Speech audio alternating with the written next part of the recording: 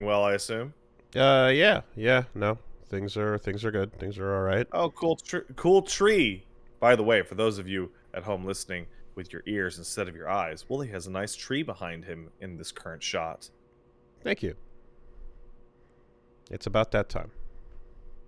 I guess it is.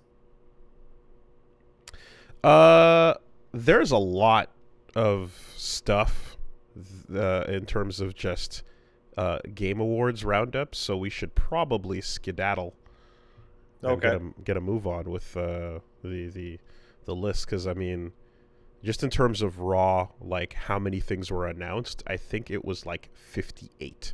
So, not that we're going to talk about all of them, but there's a fuck ton of things. All right. Um, so I mean, I guess let's get through the rest of it. Mm-hmm. Week wise, what's So let's. going on? I finished FF14. I finished FF14. Yeah, kinda. Like it's one of those things where you get to the end of the story and it becomes a completely definitive end to a long, long, long, long narrative. So like, I don't know. I guess I don't know what to compare it to the point where whoever was writing it felt the need to have at least three different instances of the player probably going, I don't know where we're going to go from here. I literally don't know what the fuck we're going to possibly do from here. I mean, And assuming it doesn't end on any kind of cliffhanger or something. oh no, it ends on what I would call an anti cliffhanger. Um, in that every cliff that could have hanged was tidied up, loose ends wise. And they go just short of having a character look directly into the camera and say, "What if you went here later, though? Ah, What are you, stupid? There's all okay. these parts of the world map you never saw. What about going to this place?" Like there are two, maybe three of those where just out loud, like, what are you gonna do next? I don't know. Maybe I'll go to the new world, the part of the map that isn't on the map in the game.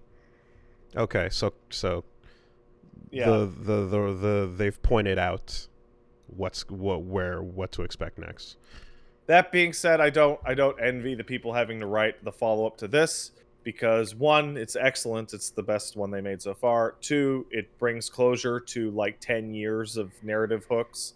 Uh, and three, like the next one's gonna have to be smaller scale. Like it literally has to, because the scale on this one went higher than was to be expected, considerably. Hmm. So it will have to go back down to, like, you know how we always talk about you don't always have to save the world. Mm-hmm.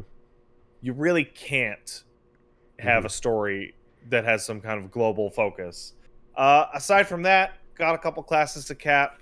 I like all the job changes except for Dark Knight. Uh, game's good. Game's Small excellent. Game's still excellent. smaller stories allows more people to jump in at various intervals as opposed to the 10-year like Oh, you would sequence. no, you would still have to go through all of it.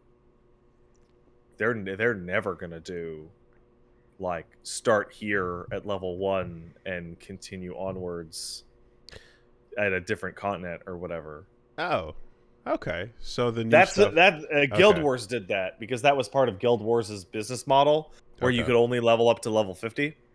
But every time an expansion came out, it was a completely new area in which you were making a new character from So the level 1. hypothetical like sequel in the game talk is not quite that because you do Is have the to go through the continuing first part. adventures of. Yeah. Okay. Cool. Cool. Um, there's a. I think I briefly mentioned a while back that they hid a lot of stuff even in the patch notes, and particularly the fifth and sixth zones. Kudos on those in particular because they're not what I expected at all, and they're great. And shame on one very specific type of player that I've encountered. In one of the later game zones, you were given a outfit for purely visual purposes, that I am seeing people wear out in the public spaces that they should not. It's rude. And if you, it's. What if you were walking around as Darth Vader with your mask off in Star Wars Galaxies in the starter zone? Yeah. Like, stop it. Like, don't do that. But It's they didn't. rude. They didn't stop you from being able to do that. No, they didn't. And it's one of those weird things where as time goes on, like in 6 months from now, new players will just assume, oh, I wonder when you get that outfit. But because it's right now in the crux of the expansion, anybody that's going through the expansion and doesn't have it yet will obviously know, oh, you must get it soon? You know, that kind of thing? Yeah. I wonder if you could implement a, like, spoiler filter that blocks, you know, not just, like, titles, but everything you haven't seen yet. There is. It's called staring at the ground. Yeah.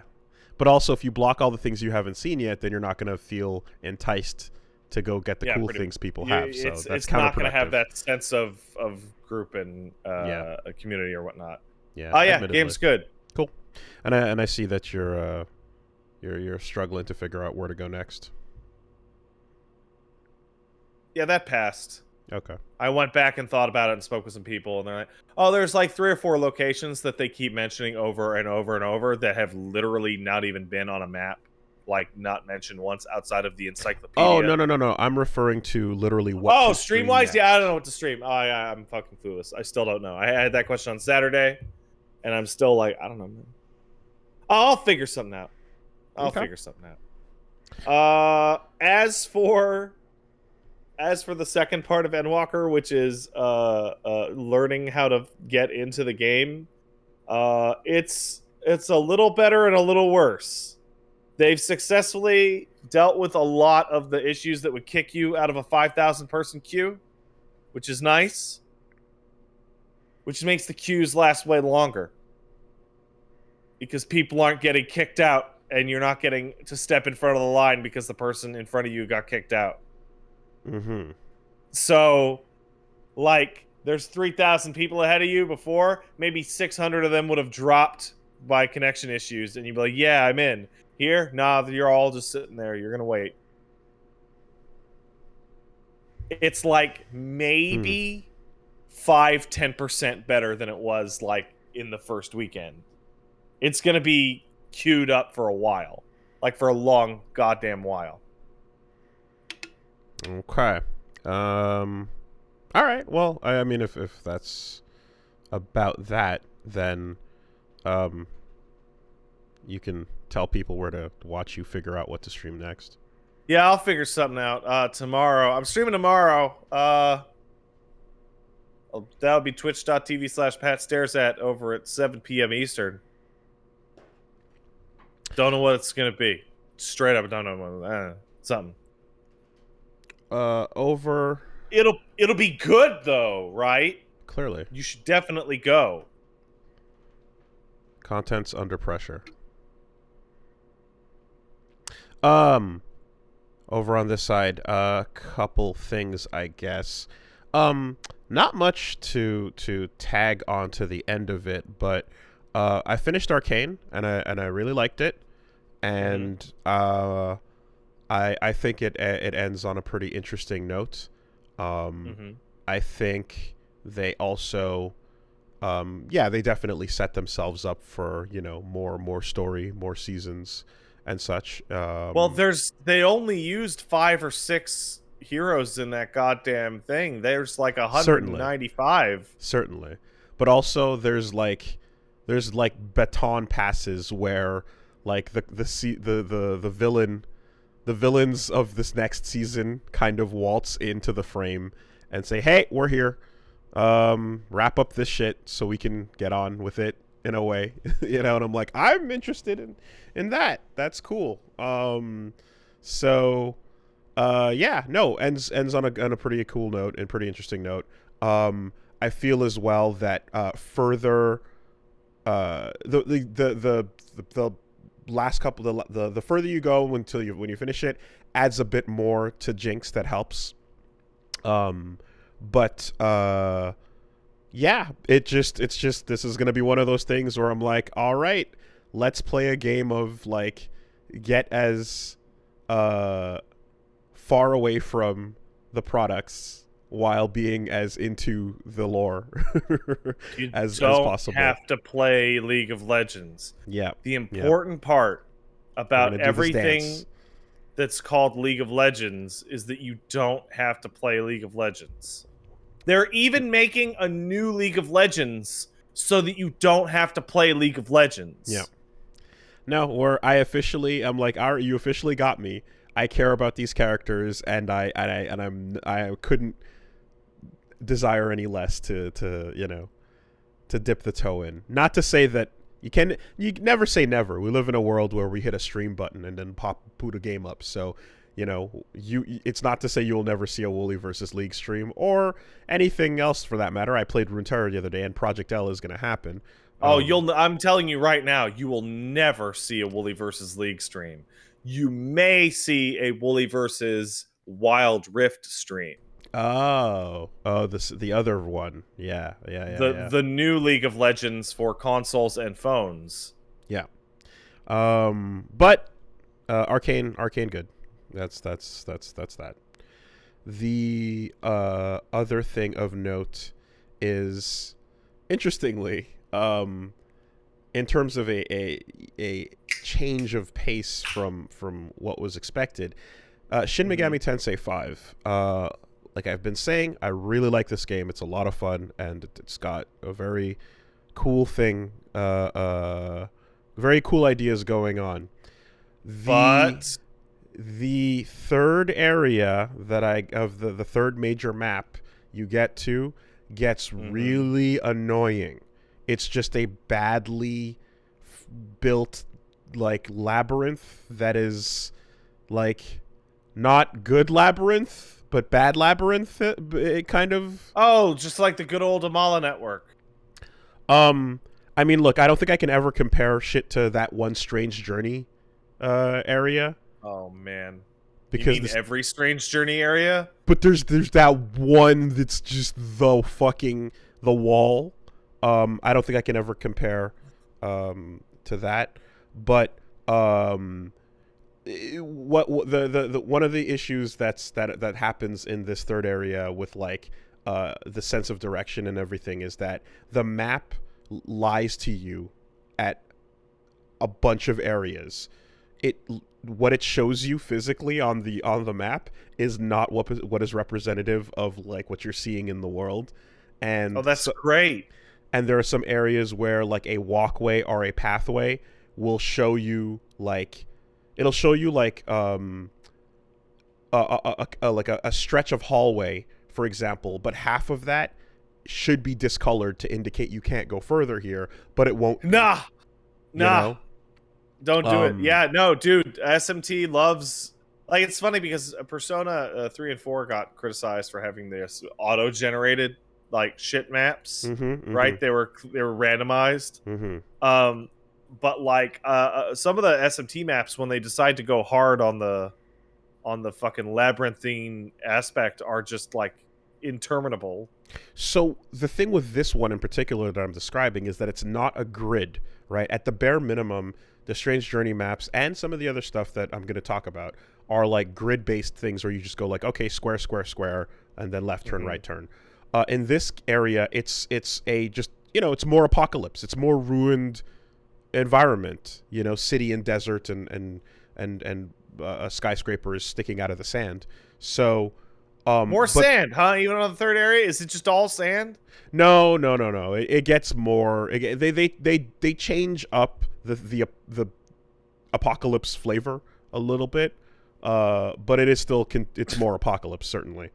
But like the first two areas, you're able to navigate pretty fine, and the map is more or less helping you like get through in an accurate way. There's one or two parts where like you'll see a ridge or a ledge that it's like, hey, what's that? And there's a secret little me-man you have to go collect. But the third map just lies to you. You know, I don't know how else to say it. And I'm trying to collect all the Me-Man that I can. You know, because I'm trying to get all the glory and upgrade all my stuff. Exactly. So what you're saying is that you have to collect all the memes, man, to get all Yeah. the glory? You have to get memes to get the glory. That's correct. And sometimes they're out on really hard to find places, ledges, corners, etc. In some cases, and there's also height and depth to worry about, because like there's a change floor button that doesn't really apply when you're outdoors, but like there's skyscrapers with like multiple levels to them that are anyway. So sometimes you got to go all the way to the bottom instead of at the top, and that's fine. It's just exploration. It's not like just wandering about and making your way through things is okay. But like I said, there are twists and turns where the map lies to you, and there are also areas where like it's all gray rock, and if you stare at it from like pretty much most angles, you see just gray rock. And if you come at it from the right angle, you see that actually there's a little crack opening that you walk through that leads to more extra stuff, you know? So it was really like, okay. By the time I was wrapping up like the that third area, I was starting to get pretty like done with it. And it also like, I mean, well, there's a couple other things with like enemy placement and stuff that like, you know, gets a little Hey, by the way, Wooly, there's some breaking news. I'm gonna send it to you on Discord for later. I just seen it. Okay. Yeah. And so I feel as if like the first two areas were a lot stronger than the third one. And then you get to the fourth area, and the fourth area is just empty and kind of lazy feeling. Wait, I don't understand. The whole like the overwhelming, because I've still only done the first, but the overwhelming feeling of that was empty. But the emptiness that you're feeling in that first area, that desert spot, is like there's still enemies around and people floating around that you're going to talk to, and side quests you're going to pick up and things you're going to start doing.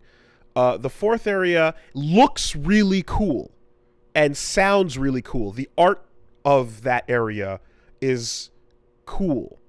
But in terms of structure, it goes into a room square grid by grid format, and it becomes like battles at that point become like they're just traps for failing the platforming. You can actually run through the entire, or most of it, at least I've gotten maybe like 4 ley lines or 6 ley lines in. Yeah, I'm like 6 ley lines in to the fourth area, and it's just like a little maze of platforming, and it's like, oh, well, I hope that like this is, you know, I hope we don't stay this way. Yeah, for those who are confused, when I say fourth area, I'm talking about the castle. It's not great. It looks cool, but it's just not a great fun area to walk around in. And all the it almost feels like being dropped into like a floor of mementos, or a floor, or rather a floor of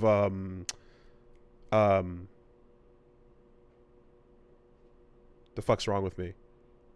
God damn it. P3. Tartarus, thank you. Oh man, that took me a bit as well. Jeez. Yeah. It's been a long time. Because you're moving in you're moving in these blocks, these empty rooms, and then the rooms will just have a couple of stairs, and you got to go up this one, jump across here, and get pushed over there. And like the only enemies are just running tight circles around these little pillars, and it's like, okay, you can run up to it and fight it if you want, but it's just a platforming thing, and it's a not particularly great platforming thing. So I hope, you know, just that the game kind of, I will see where it goes after this, but these last 2 spots have been a bit of a bummer, unfortunately, and everything else that's happening is still fun and great, and you know, your demon shit and your side quests and all that is still a blast, you know. But just in terms of the environments, I feel like I was really enjoying the first two, and then when I got to the third one, I was like, oh, this is awesome, like moving around in it, and then it just kind of was like, okay, this got frustrating to find the corners and the little bits and nooks and crannies that the map lies to you about, and then you get dropped into one that switches it all up by giving you some bland platforming, you know. So yeah, that's kind of where I'm at with that. I gotta say, I should be farther in SMT5 than I am, but the only problem I have with it is sadly the reason that I'm not playing it more often is like it's really sparse on narrative. Mm-hmm. It's like I think I have 14 hours in, and aside from the first batch of cutscenes, that stuff, talk to people, I think I've talked to like Linan Shide the most of any character. It continues to be sparse on narrative, and then it dumps on you. So you have the way that I was first talking about it when I picked it up, and you get to the first boss, and you fight you get to the Tokyo Tower, and like you there's just this cutscene of like, oh shit, lore, right? Yeah, that I saw. And then you get a whole lot of then it's quiet for a while, and then you get to another boss, and then you get a bit more, and then you get another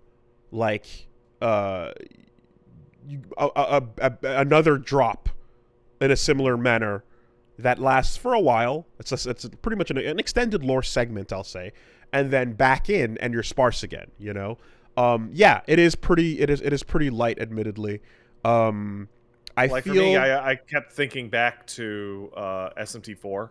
Right? That's what I'm thinking. That's exactly what I was about to say. Yeah.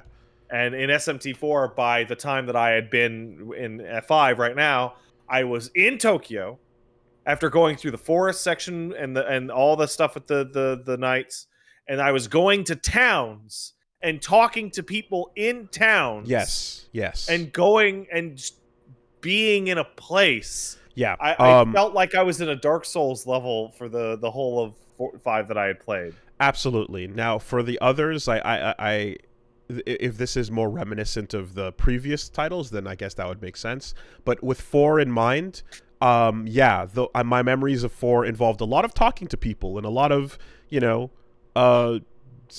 just world setting building and such. And in this case, dude, it is more sparse. So I'm seeing people say that SMT4 and 4A are the weird ones. Okay, interesting. They're the outliers, and it makes me think very strongly, because this is not the first time this has happened to me in particular.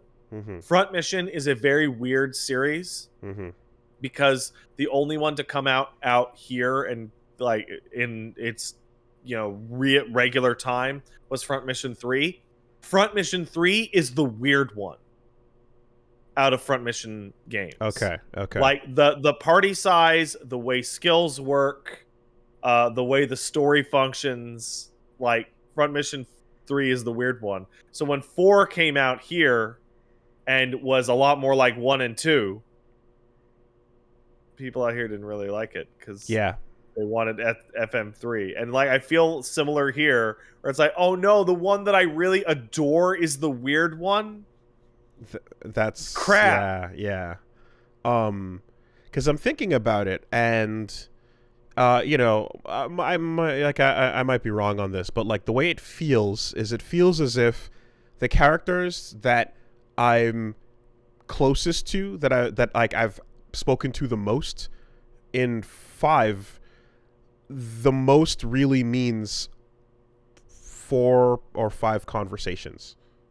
That's this is a wild comparison to me having just finished Endwalker this weekend, where I had 3 moments where in the last stream where I'm like struggling not to ugly cry. Okay. As to like what I actually care about for this kind of stuff. Yeah. And it's like I definitely didn't feel that level of emotional connection in SMT4, but like I remember hanging out with people in town and describing that the new tower went up and you had to go down to the tower and then you fought a boss there and then you got into the argument and then you went into the underground thing where you figured out where the red pills were happening. Yeah. And all this shit was happening all the time. So I can say that, like, yeah, the there's some awesome NPCs I'd love to find out more about and talk to more about, and I'm sure we'll get there. But as it stands right now, it's like, yeah, you have like maybe 4, maybe 5, in some cases like less than that conversations, and you're like, okay, well, I guess we'll just find out more later. And I'm seeing a lot of echoing that this is pretty on par for what SMT does, particularly Nocturne and some of the older games. And like, yeah, I guess it's just what is to be expected. But even if it's to be expected, right? Like, I think it would be better with more characterization and more like discussion in some cases. Like, I feel like it's not like necessarily like the quietness and the sparseness is it can be atmospheric, but when you do meet with characters and have these big conversations, I feel as if like it, like you do have these moments of like plot dump that are happening, and you are kind of idling and figuring things out, and stuff's happening. So it's not like I don't know, like a Souls world where it's like, okay, it's quiet, but it's expected to be quiet, and then you might meet one person on your way, and that all like feeds back into what's going on. I guess that's this, but it feels more like it's over on the Etrian Odyssey, like purist side of things, where it's like, I want my dungeon, I want my gameplay, and then I want my devil shenanigans for flavor. I guess, right? And I'm seeing. I'm thinking about you and me, and like the way you took things from Rido, right? And yeah. the stuff you took away from Rido and the stuff that I took away from 4. It's like, no, I want the flavor. Yeah. I enjoy. I guess, like, to put it another way, because I'm seeing a lot of pushback on this, and that's fine. I understand that, if you're like, no, I love this and this is the way it's supposed to be, then that's valid. I'm just thinking that what little is said, I love it. And I would love more. I would love more if more were said. But it's not an issue that is making the game worse in any. Like, I'm enjoying the game. It's really good. But when you do point out that it's sparse, I'm like, yeah, it continues to be sparse. It does not increase in how much it sprinkles on you. Ignoring the absolute childish passive-aggressive defensive-ness of people who are literally in our chat going then to go play Persona instead, like it's their girlfriend or their dad or something. I think, like, one of the things to that is, like, 1, I think I will, and 2 is Persona 5, is, like, as an example, and 4 before it, is the opposite problem. There's too much flavor. I'm constant. Whenever I'm playing SMT 3 or 5, I'm constantly going, oh, I wish I could talk to these people more often. And when I'm playing Persona 4 or 5, I'm constantly going, would you shut the fuck up? Kamoshida's fucking dungeon is endless. It's like 6 hours before I could just run a goddamn regular dungeon. Can we not? And I'm thinking about, like, SMT4 and probably 4 Apocalypse, which I haven't played, but I really should get to, is probably the only one out of that company that actually splits the difference. And, like, I look back on 4 a lot more fondly than I think I do even P5, and definitely more than I like SMT5 right now. As a fucking, as an uninitiated, as far as, like, the majority of the franchise is concerned, I fucking loved 4. I think it was super good. And I felt that, like, by the end of it, I had a really good feeling for the, for the avatars of order, chaos, and neutrality. I feel as if, like, you and not to mention all the other people you meet in the world and such. So, but in any case, I mean, what we're getting here though is a whole lot of just like demon hijinks, you know? Like, let's go hang out with some demons, and they have some demon problems that they need solving by going and killing some other demons. And I'm always a big fan of demon problems because they're always stupid. Yeah. And their takeaway once the problem is done is always stupid. So, like, I'm thinking of the mermaids who are like, oh, my mermaid friends are gone nuts. Can you save my mermaid friends by cleaning out the pool? And I'm like, okay, cool. Pool's cleaned out. And they're like, sick. Now we can get back to luring sailors to their deaths. Yeah. So I'm like, oh, cool. Thanks. Excellent. There's a couple of them that are like, there's a couple of things that are sprinkled into this one too in the dialogue where, literally the words like means of production are used and like terms that are things that are like making reference to like just state of political affairs. And at one point, like, you got like a fucking a Dionysus who wants to make the best wine, you know, and share that with humanity and whatnot. And then you've got a fucking Black Frost who's like, nah, man, I want to sell that wine and make huge gains and big capital. Like, that's Black Frost, dude. Yeah, you know. And and it's like Black Frost has been like extensively improved over time due to its like jovial localization taking on a completely wildly different context in time. Because he's supposed to be just a mascot character, like a dwarf that, like he-ho. But then from like, I want to say Nocturne onwards, just finishing all his sentences with ho has warped the dynamic of what that character feels like. Depending on how you read it. Then again, this is the same Frost that says, if you think you're such hot shit, then try and crush this rock in SMT 1. So it's kind of hilarious just seeing the full Sigma grind set applied, you know, in one of these side missions, and it was like, yeah, okay, this is the content, you know, and or go chase around some deities from other cultures and fuck them up. I can do that. So that's always fun, and it's always rad when you have something where you're like, well, especially now that I'm familiar with the Arcana, where it's just like, oh fuck, yo, it's Chernobog. I've been waiting to see what you look like. Damn, you look cool this time, you know. You still got the tentacles in the hat. Yeah, Chernobog's rule. He rule. You get the mushrooms and not even looking at you, just looking at his sword, talking to you, turned away from you. It's great. I like Chernobog. Hell yeah! So all of that continues to be awesome. And like your demon adventures are gonna be great. But there's real world problems and, you know, real human issues to deal with, and I guess we'll find out where it goes, you know. But yeah, those maps though, oof. Ugh. They get a little. How's the performance? Dicey. Well, once you get to these areas I'm describing, well, especially like the smaller ones, it's fine. When you're in a small contained area with walls and rooms, you don't have to worry about infinite you're like, distance. Wow, look, the vista's not killing it. Yeah, it's fine. It actually gets fine.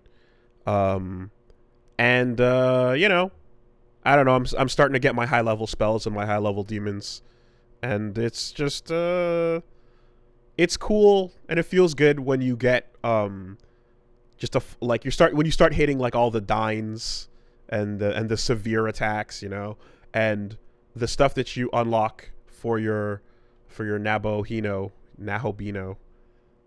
your beanie ho ho, are unique. Nab that bimbo. There you go. Like, you just have unique attacks that are so much cooler than the other unique attacks that like you're seeing.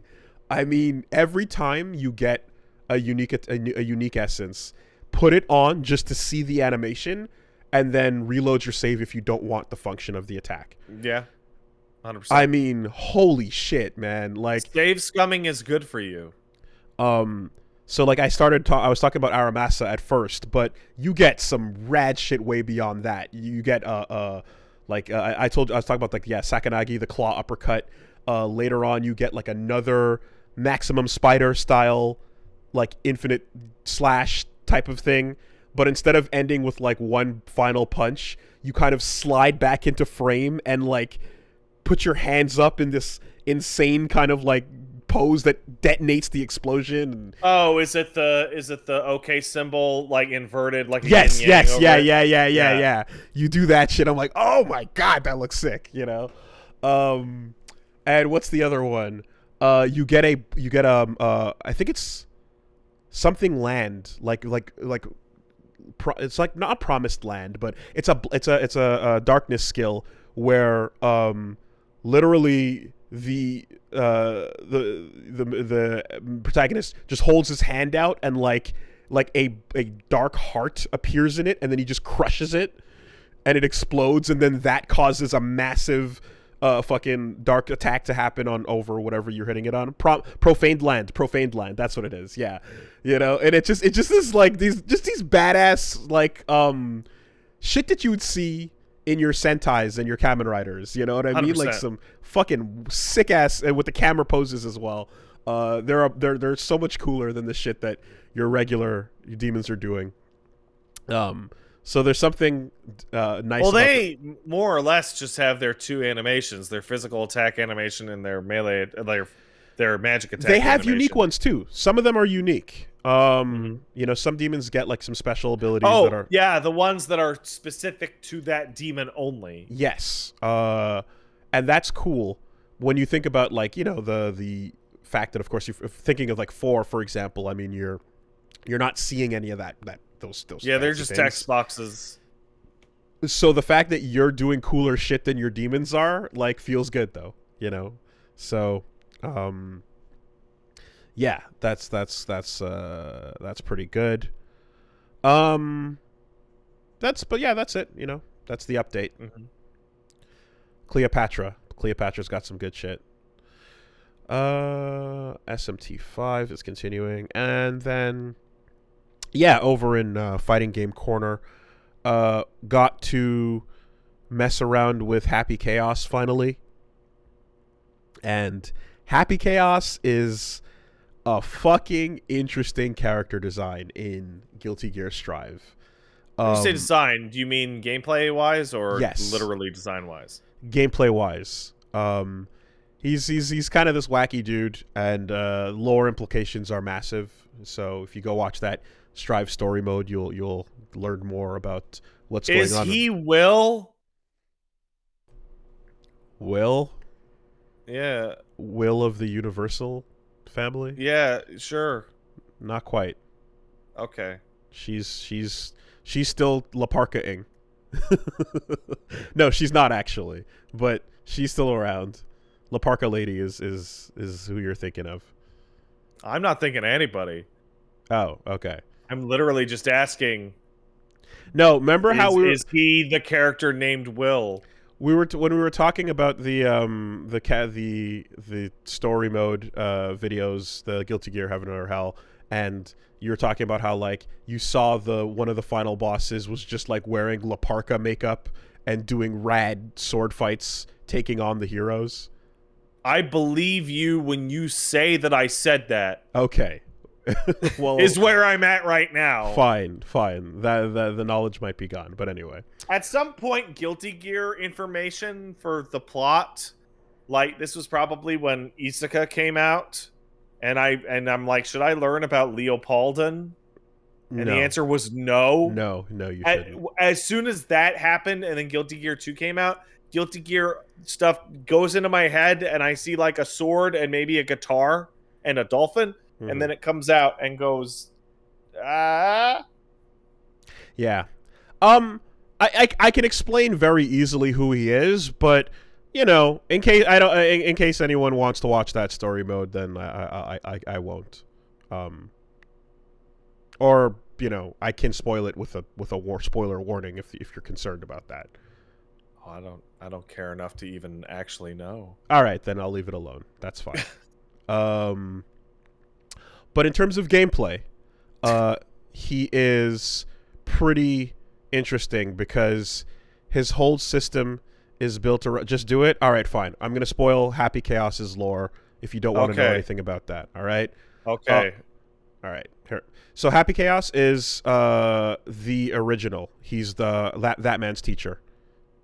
Okay. And when in the he intro, looks pretty young. In the intro to Exerd, when you see like a hooded man that finds the that finds the backyard and all that shit, and then seals it away in the tome, he's that guy. And while he was there, he found Eno, and Eno was like a much bigger problem. And then he took half of her identity away, and so the Eno we know is half of her original self, and then the half that he took away ended up getting forced into him and fused with him because the Universal Will robot he made fights back, and then that result becomes Happy Chaos. So he's that man's that man? He's the other man. That other man. That's what he is. For those of you listening at home, I'm just kind of looking off yonder, softly shaking my head. Yeah. No, it's that man's that man's teacher fused with Eno's other half. Sure. I should have known to quit when I was behind, when I was going through every part of the XX story mode and getting to the point where I was screaming at my television. Mm-hmm. What do you mean that man? Yeah. What is his name? And what's even infinitely more confusing is that when he's first introduced in Exerd, he's introduced as the other Jack O. And she calls him the other Jack O, and he goes, "Oh, I didn't know that. I guess I'll call I like that name." Whatever. I'm still hung up on Raven being the other side of Axel, which apparently is just a lie. Completely a lie. Great. Excellent. Easy to follow. Throw out that Guilty Gear, that reload shit you're thinking of. Throw it out. That ain't nothing. Okay. Yeah. So anyway, Happy Chaos as a gameplay thing is really interesting because he is he basically shoots a gun. He shoots a gun, and shooting the gun is instantaneous. It's one frame, and it's one button. What? Yes. No, listen to what I'm saying, okay? Why don't you just shoot the gun every day? You know that joke, shoot the gun, right? Yeah, I like to say that. That's what he is. Okay. And the way to shoot the gun, how do I shoot the gun, is the question. Yeah. The answer is press the fucking hard slash button. Okay, so what you're saying... Okay, let me follow you here. Okay, hold on.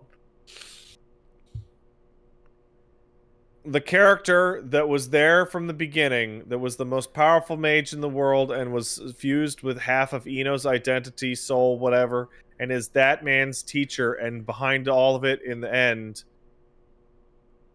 is really good in gameplay because he has a pistol. And the pistol shoots fast. Yes. Okay.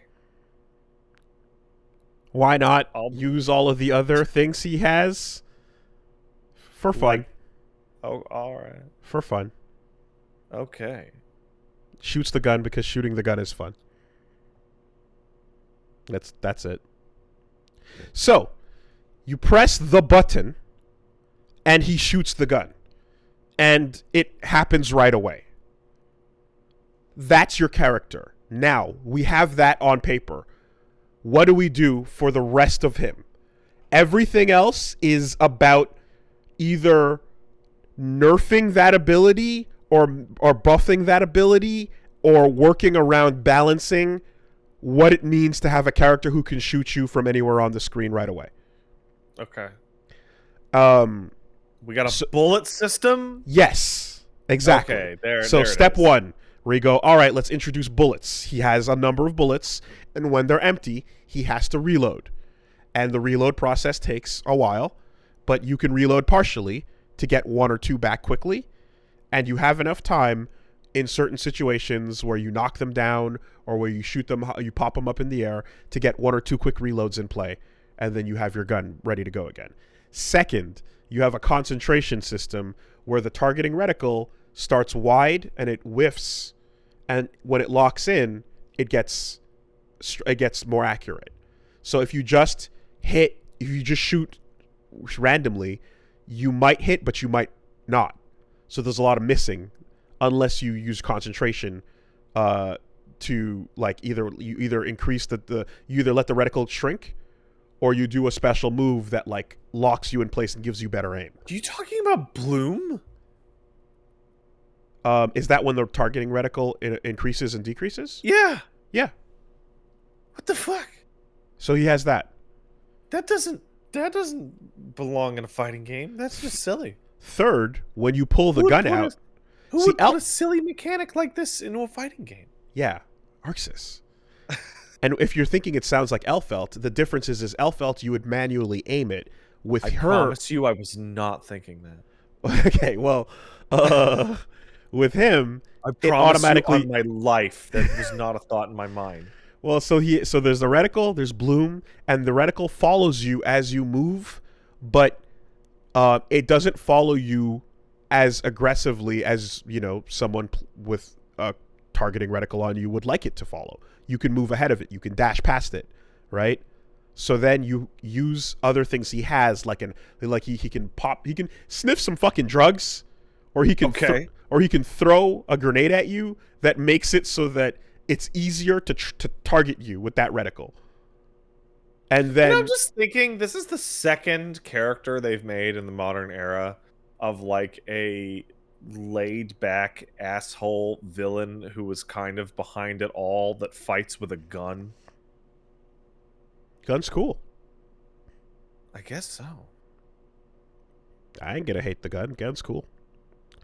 And he has fun interactions and cool shit. Like when he does a mirror match, he fucking high fives himself and says, "Hey, nice jacket." Yeah. So the whole system then around this character gets built to be just, we gave him an instantly shooting gun. How do you make that fair? And then that's the rest of his kit. Is okay. Well, when he's aiming, he can't block, and when he's aiming, he can roll or do like a backwards dodge and create like a dummy, things to get in the way. He can run away from you and he can do whatever. And and that's all. But there's nothing else in his abilities that is like not dedicated to just making that gun better. Everything he does makes him shoot better. That's it. So it is a one-track mind character with one goal, and he is really interesting and immediately a character that I'm like, the IQ level required to play this good is beyond me. I will respect anyone who plays this, but I can't do it. And Reggie's trying. He's trying to do it, but dear God, he needs gigantic brain levels of what if you just went full Unga? You can't. You have nothing to help you, Unga. You've got a bunch of okay normals and then gun button. And then you've got abilities and special moves that help the gun.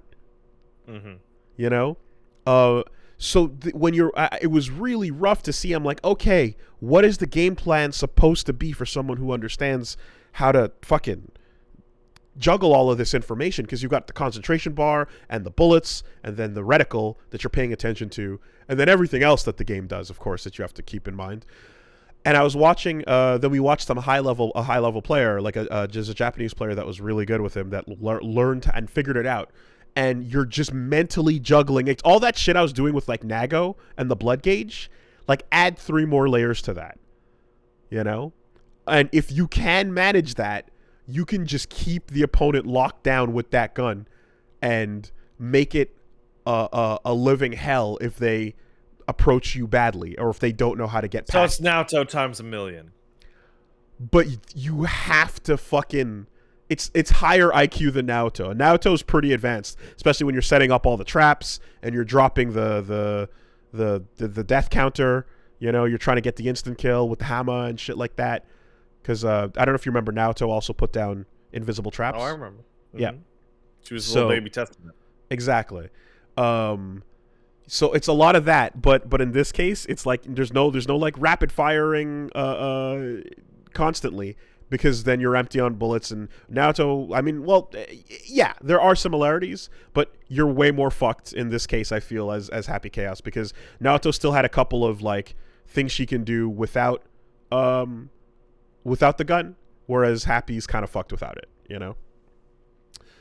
Yeah, so, you know, high fucking skill. I gotta look at what the hell you're actually talking about. What is high skill requirement character?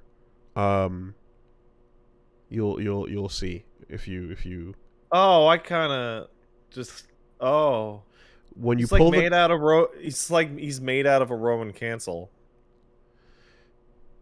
Like I'm seeing the gun come out, and then I'm seeing, you know, bread and butter into them trying to reset it to no gun though. And what's crazy and interesting about the gun is, besides the fact that it like shoots right away and can hit you anywhere, you can do it from anything. You can do it at any point after any normal. That's the strength of the gun. Yes. So you sweep the guy and shoot him on the ground, no problem. You Kapow. Press a button, punch, gun, punch is a combo. Kick, gun, kick is a combo. You know? Like, that's real. As long as you've got the bullets and your concentration's all right, gun will gun. And then his super is big gun with more bullets hitting you. Oh, big gun? Yeah, he opens up a bunch of portals around you, and then he shoots into all of them, and then they just kind of do, you know. Oh, that's nice. Yeah, so he's just really interesting, and I fucking respect it, but dear God, I can't do it. I don't have the ability. I can tell.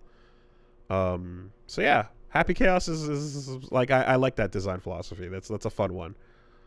And then yeah, I also tried out Luke in Street Fighter V, and he's fun. He's a, you know, modified Shoto. He's got, you know, that pro tag moveset. And one thing that's about him that's interesting is, if we're talking about representing Street Fighter 6, is he introduces there's a skill floor and a skill ceiling with him that are simultaneously low and high at the same time. So he has target combos. Like, he has one that's literally medium, right? Really? Yeah, but if you block it, it's super unsafe. So don't. Okay. You know, he has shit like that, and he's also got like light punch, medium punch, heavy punch, like straight up just 1, 2, 3. It's a combo. Mm-hmm. Have fun. You know, simple, basic beginner level things like that. That'd be really useful for the kind of person that would like to play Luke. But at the same time, he has a series of these uppercuts and like charge attacks. Like I called it Abigail Light earlier, but like that's really what it is. Like, you do basically a reverse Hadoken with him, and it ends up being like one of 3. Each punch does a different type of uppercut or wall bounce or, you know, slam. And the longer you hold it, the better it gets. But partially charging the button down is the same as getting a full charge, but you have to it's like you have to be very precise with how long you hold the button down. And that is a high skill thing that fighting games have not generally really asked you to do, especially Street Fighter at least, is like having a perfect button release on button charge timing. You know, Abigail and Sagat, I think, are like the only ones that really introduced some of that. here. So we might get Yeah, some. the usual is, you know, your boxer. It's like, just hold it till you don't want to hold it no more. Exactly. And then the hardest combos are like time the next button press 1 frame after this one. Like 1 frame links. Like, oh fuck, it's now, now, now, now, now. You know, like it's stuff like that. But he introduces like really precise hold and release timing that you are not seeing in Street Fighter usually. Other games that, you know, perhaps, but here the skill ceiling on that gets interesting as well, because each of these things is like, you know, like Fei Long has his Rekka punches, right? And Yeah. you got your fault. Well, I'm talking to you, but I'm talking to others to describe the. Yeah. Everybody knows that. Yes, so I'm saying what a Rekka is, but like you do the three punches in a row, and you know with him, you can do a series of them that combo into each other. But like all of the three strengths of the buttons are different effects, and then the charges add a different effect as well, and then his V skill modifies that another level again. So you literally have like one special that has 12 versions of itself, and knowing how they combo into each other is a high level expertise to have, you know. So he has a low skill ceiling for the entry level combos and a high skill ceiling for learning how to link one of these 12 versions of this special move into each other. It's quite interesting. So I can see that being a way that the same character doesn't have to just like Minot. You look at Minot and you go, "That's awesome. I can't do that. I'm not even gonna try." Right? Yeah. This seems to be a like, well, there's other stuff here. If you don't necessarily think you can do that, you might be able to play her in a different way. Seems to be what they're going for with Luke. One of the most frustrating types of characters for me, if I am going to be playing a fighting game, is ones that have a skill floor and a skill ceiling that are the same. And it's like, can you do this? Then you can play the character. Yeah. No? You Fuck cannot. off. Yeah. Minot's a really good example. I don't have the, I can't properly intuit the way to move the ball around. So I can't play her, period. Just completely fucking garbage. I've never seen a bad Minot. Like, when I've seen her, it's in the hands of people who know what they're doing. You know? If you enter that like fucking that road, you're gonna go into the training room, you're gonna lab it, and you're gonna figure out how to make her work, and then you're not gonna show the world your Minot until you know how to do that shit. You know? And it's just that you know, if you're saying I see it's not hard, it's like, yeah, well, some characters require a lot less than that. So I personally have not encountered like a bad Minot in the wild, you know. Me either. But yeah, so but this is something that's good, I think, in terms of like character design. I see how Ed and Falk represented a test in what if we went with 2 button inputs and 3 button inputs for specials instead of... It's all sorts of weird shit. Yeah, they're trying stuff out with these characters. They're trying to see how people respond, whether they like it or not. And, you know, when you have a character that... Like, Ed and Falk play like Rising Thunder characters instead of Street Fighter characters. Yeah, I can see that. Because Rising Thunder and Project L, your special moves are on 1 button. And for him and her, all their moves are just 2 punches, 2 kicks. That's it, you know. So that changes, like, you know, of course, like how fast you can react to things and a whole bunch of stuff. So, but I feel as if they went like, okay, what if we took the lower floor of like an Ed level input and also high level Minot and put them in the same character. So that's cool. I like that. He's fun. The idea would be to have a game made out of those types of characters. Yes, exactly. Because, like, it's one of the things that's always frustrating. It's like, well, how do I get better at fighting games? Yada, yada, yada, where I'm not even going to bother to go into it. But, like, there tends to be a feeling, at least when I'm picking up a game or when I used to, is that it's like, well, how do I get better? Or it's like, well, this character's got really simple execution. If I want to get better, should probably work on my execution. So I might want to practice with the character that has a higher skill floor to practice my execution Mm-hmm. instead of just like how far can I push this one guy? Obviously, if you're an expert, you can take any character to Yes. a certain degree, but when you're a little baby, it's like you hit a skill ceiling of like stuff I need to learn about the game that Mm-hmm. necessitates learning more characters. Yeah, wide range of skill being applicable to a given character is a good thing, and if this philosophy applies to the game at large, then that's a good sign.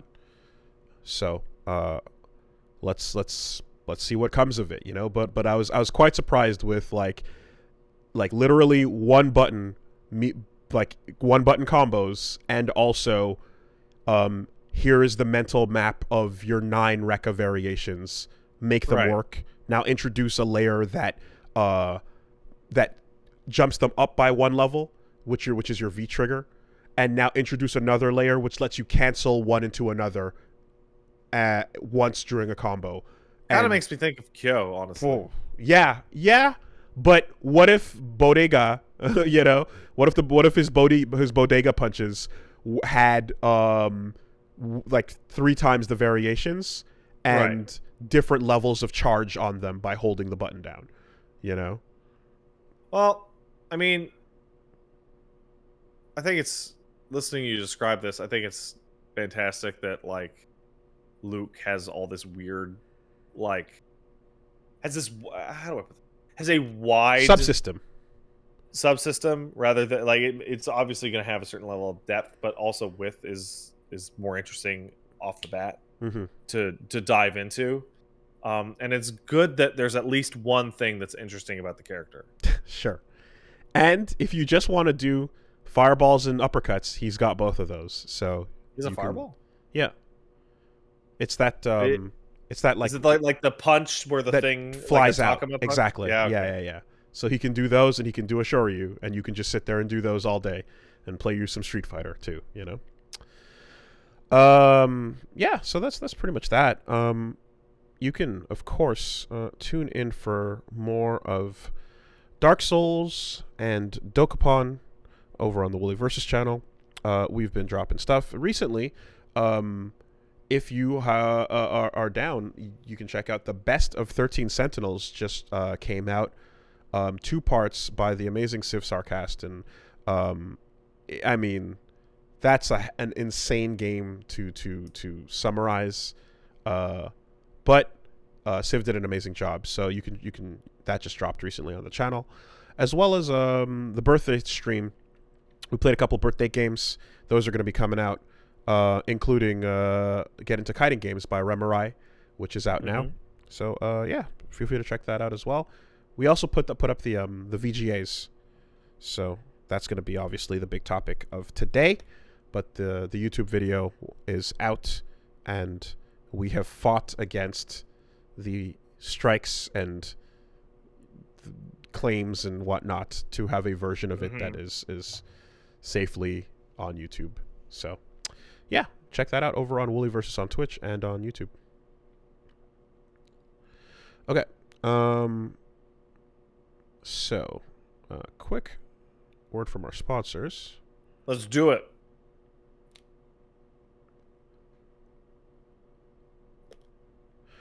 This week, Castle Super Beast is brought to you by Manly Bands, the company that is here to simplify the process of trying to figure out what your engagement ring is going to look like or what to get. Because if you're having a whole lot of trouble and you're struggling through the process of, you know, picking out the right wedding band for your betrothed, you might not have considered what you're going to be wearing and what's going to fit your style. Now, You might be a boring person like me and just wanted a simple gold band, or you could be a much more interesting person than me and try out something a little cooler.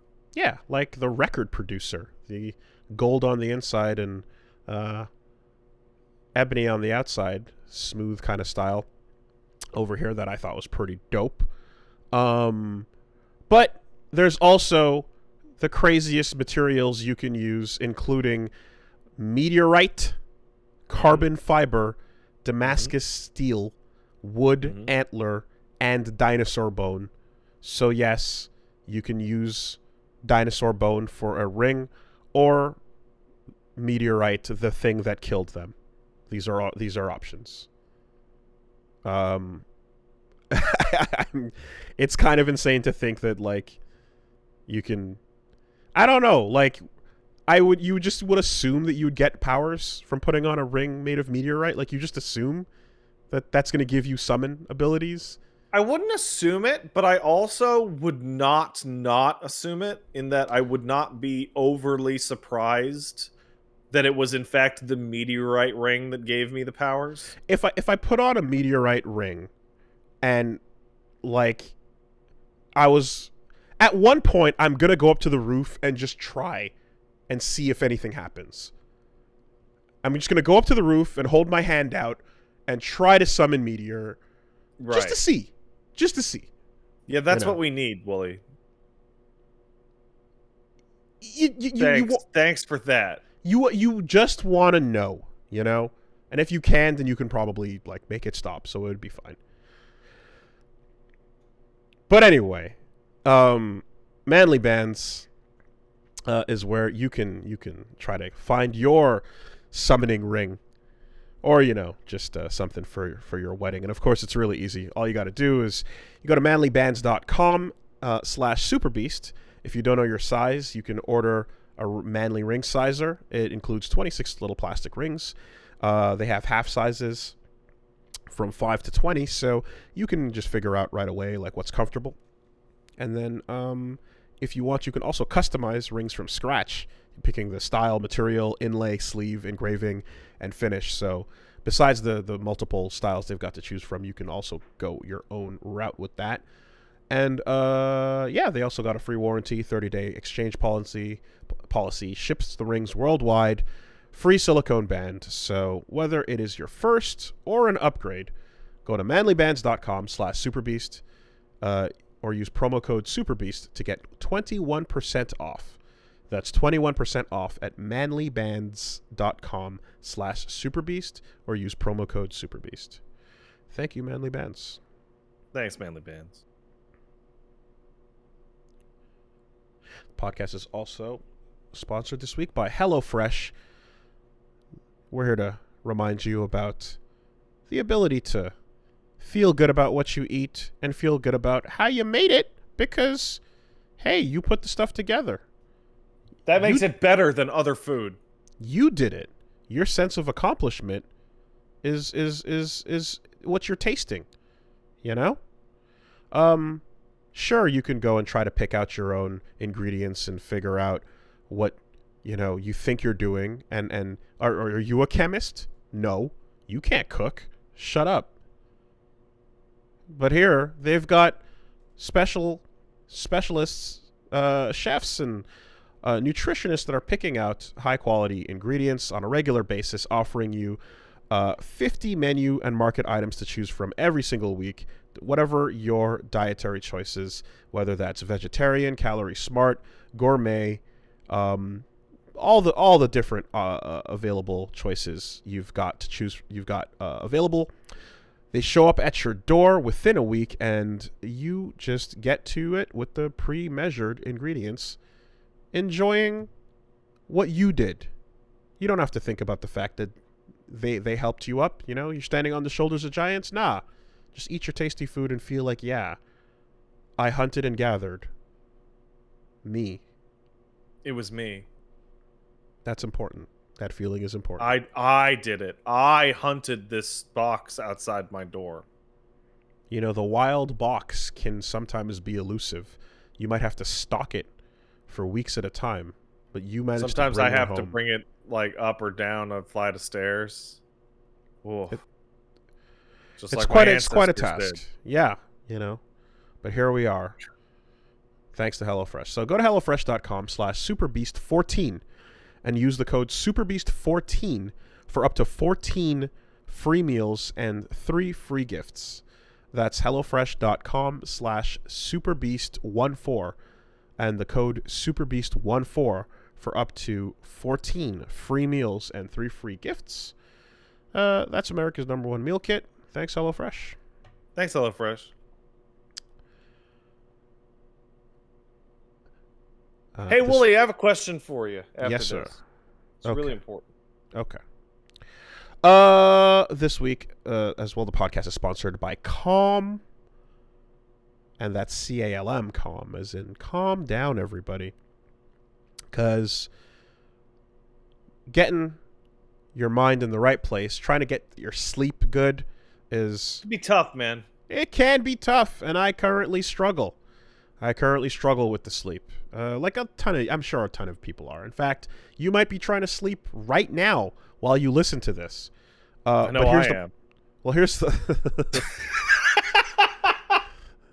Here's the problem. The problem is that the sound of that shrieking laughter you just heard and my stuttery ass are not the most calming voices you can listen to fall asleep. I've heard people do it. I don't get it. This is not the voice of soothing sleep. The least relaxing audio thing I can think of is this. But Calm is out there with much better suited people and voices to help you fall asleep. It's the #1 sleep app for the #1 app for sleep and meditation. And as mentioned, they've teamed up with LeBron James to help you activate the power of sleep. It's important to him too for the sleeping. So if you get your sleep right, you can wake up not feeling like shit, and I think that's a premium. That's worth something.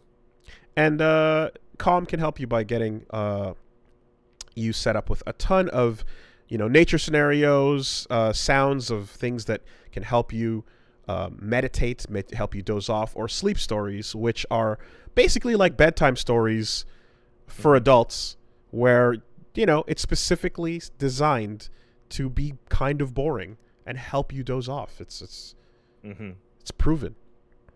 They figured it out. They figured out the exact bore factor. So check it out. Our listeners can join LeBron in using Calm and get a 40% discount on a Calm premium subscription at calm.com/superbeast. Let's make that a little more clear. CALM.com. /superbeast. CALM.com/superbeast. Unlock content, help you focus, ease stress, and sleep better. Get started at calm.com/superbeast. Thanks, Calm. Thanks, Calm. Okie doke. Willie, I have a really important question. I'll try. It's very important. How did Joseph learn to use the ripple if he wasn't related to Jonathan at all?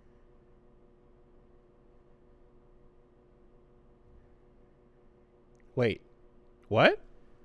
How did Joseph Joestar in part 2 know how to do the ripple even though he wasn't related to Jonathan? I'm missing. But how? Remember they found that random baby and that was Joseph on the boat? No, that baby wasn't Joseph. That baby was Lisa. Yeah. All right, and Erina was pregnant with Joseph when she escaped from the boat. What? What? There's been some dumbass. What the fuck is happening? The whole ad read, some dumbass is asking that question over and over, and everyone is telling him, dude, she was pregnant. He's like, no, I just watched it. She stole a baby off the boat. How do you get the ripple? Joseph is a generation later. There's a fucking... yeah, exactly. Yeah. Stop watching your TV shows so high, guys. Pay attention. Did someone skip a part? No, someone's just an idiot.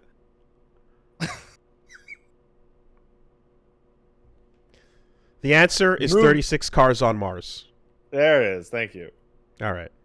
All right, let's go. Let's get what's up with the news. Hey, before we get to the Game Awards, do you want to see the stupid news I sent you a few minutes ago? I saw it. I saw this news. Oh, you saw that one? Yeah. Oh, it's good, huh? I sure did.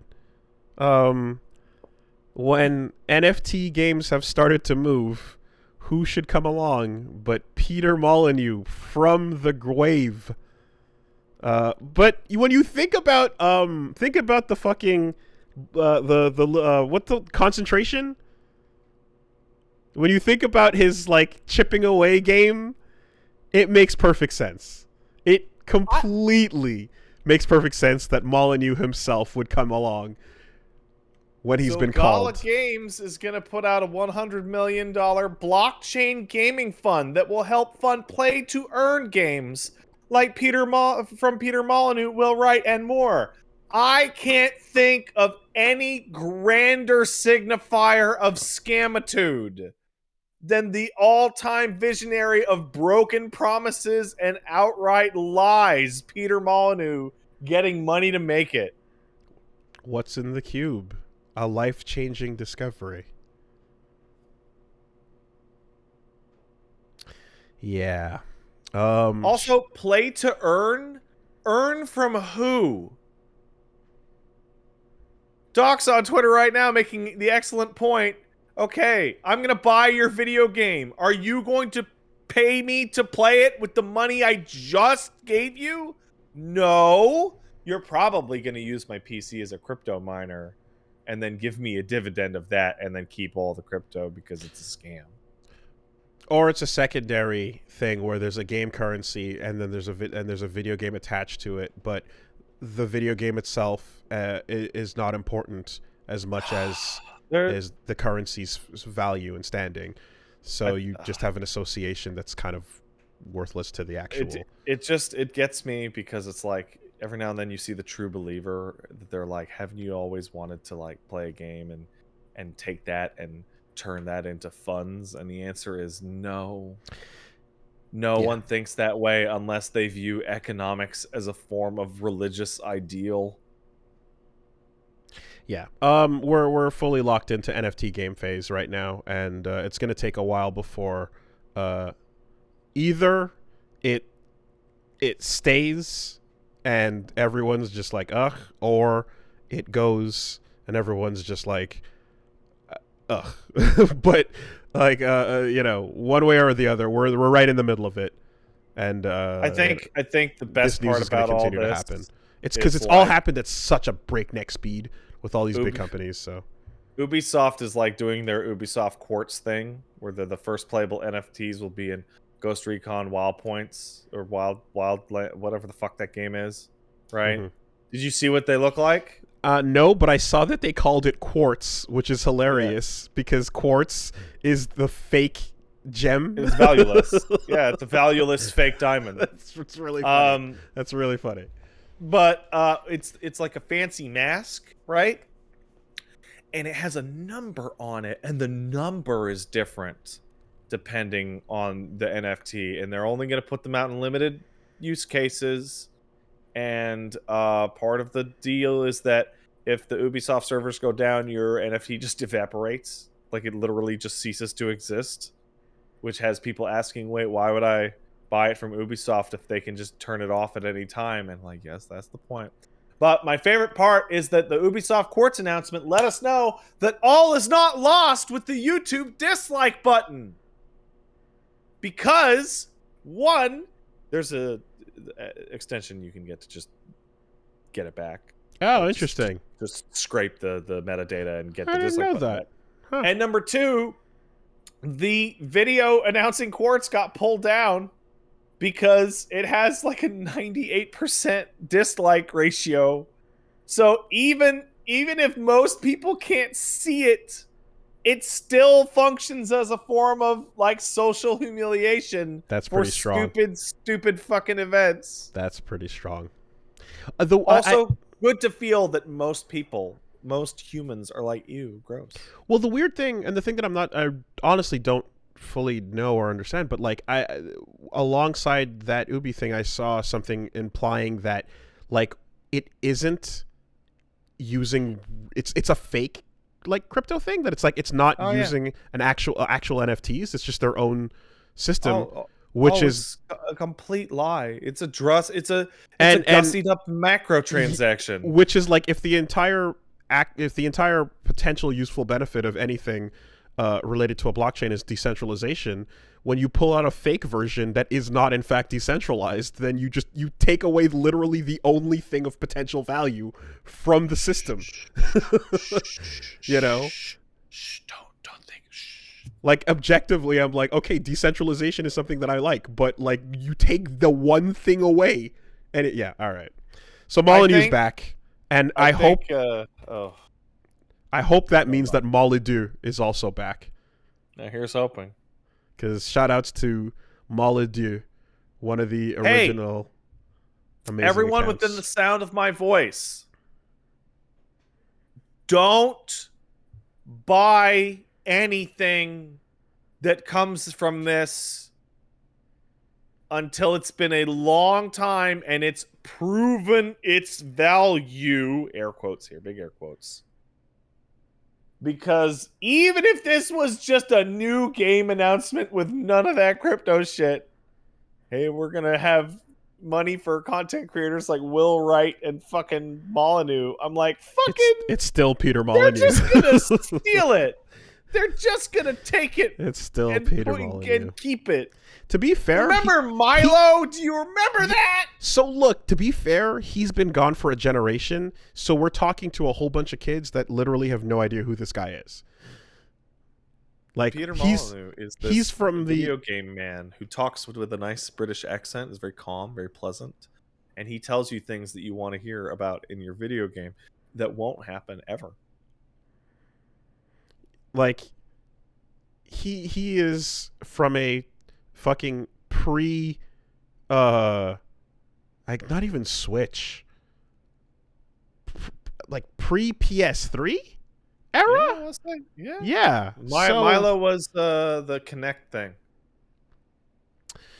Anyway, so there's that, and there's also one other non VGA story that I thought it would be interesting to mention, just because it happened like fucking a day or two ago, and I tweeted about it. But so in terms of the rollback discussion, something that's been happening beyond the situations where the community comes in and does like a Melty Blood or Street Fighter V style, we made the rollback ourselves, and we put it in the game type of modification. Now we also have emulator level rollback that was something that we saw with the Dreamcast, for example. People have been playing Dreamcast games with pretty decent net play for a while now. Marvel 2, CVS, and shit like that. Helping those communities get better matches going. Okay, so Slippy does the same thing, doing it for Melee. It has rollback implemented into Melee, and thus everyone who's been playing, and we had the creator on Get Into Fighting Games, and we did a whole like thing on it, and it feels impeccable. It is a literally seamless experience playing Melee with people on Slippy. The fans will do it themselves. It's a narrative that's been established.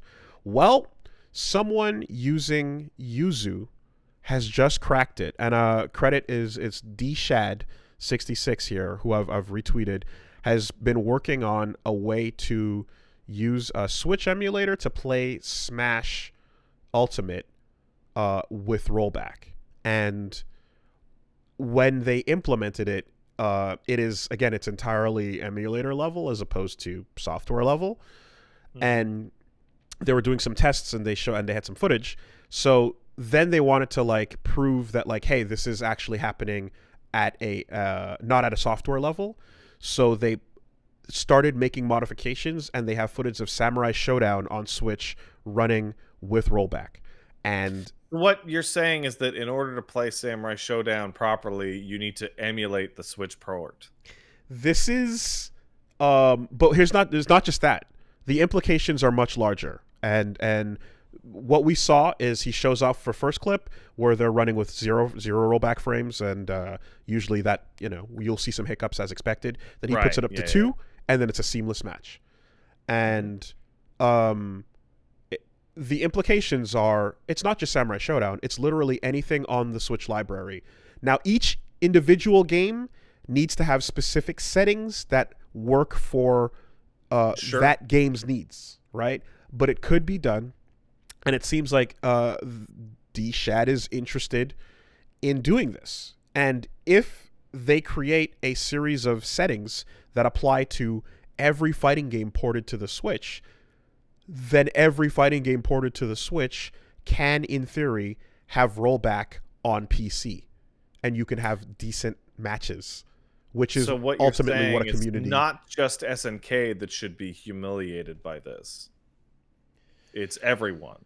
Any game that needs it that is on the Switch could theoretically get it at this point. And so the announcement we're about to discuss, which is Persona 4 Ultimax, is coming back and is ported to the Switch. Holy fuck. I hope to God that they're going to also improve the netcode and have rollback in it. But there's no mention of netcode. So they didn't mention it. But admittedly, they didn't mention it right away for a couple of other things, like KOF. They didn't mention netcode right away either, we only got that confirmation later. But we don't know. But either way, if this project is what it is, then it seems that at the very least, there will be a way to do that. There will be a road to having decent matches of Ultimax.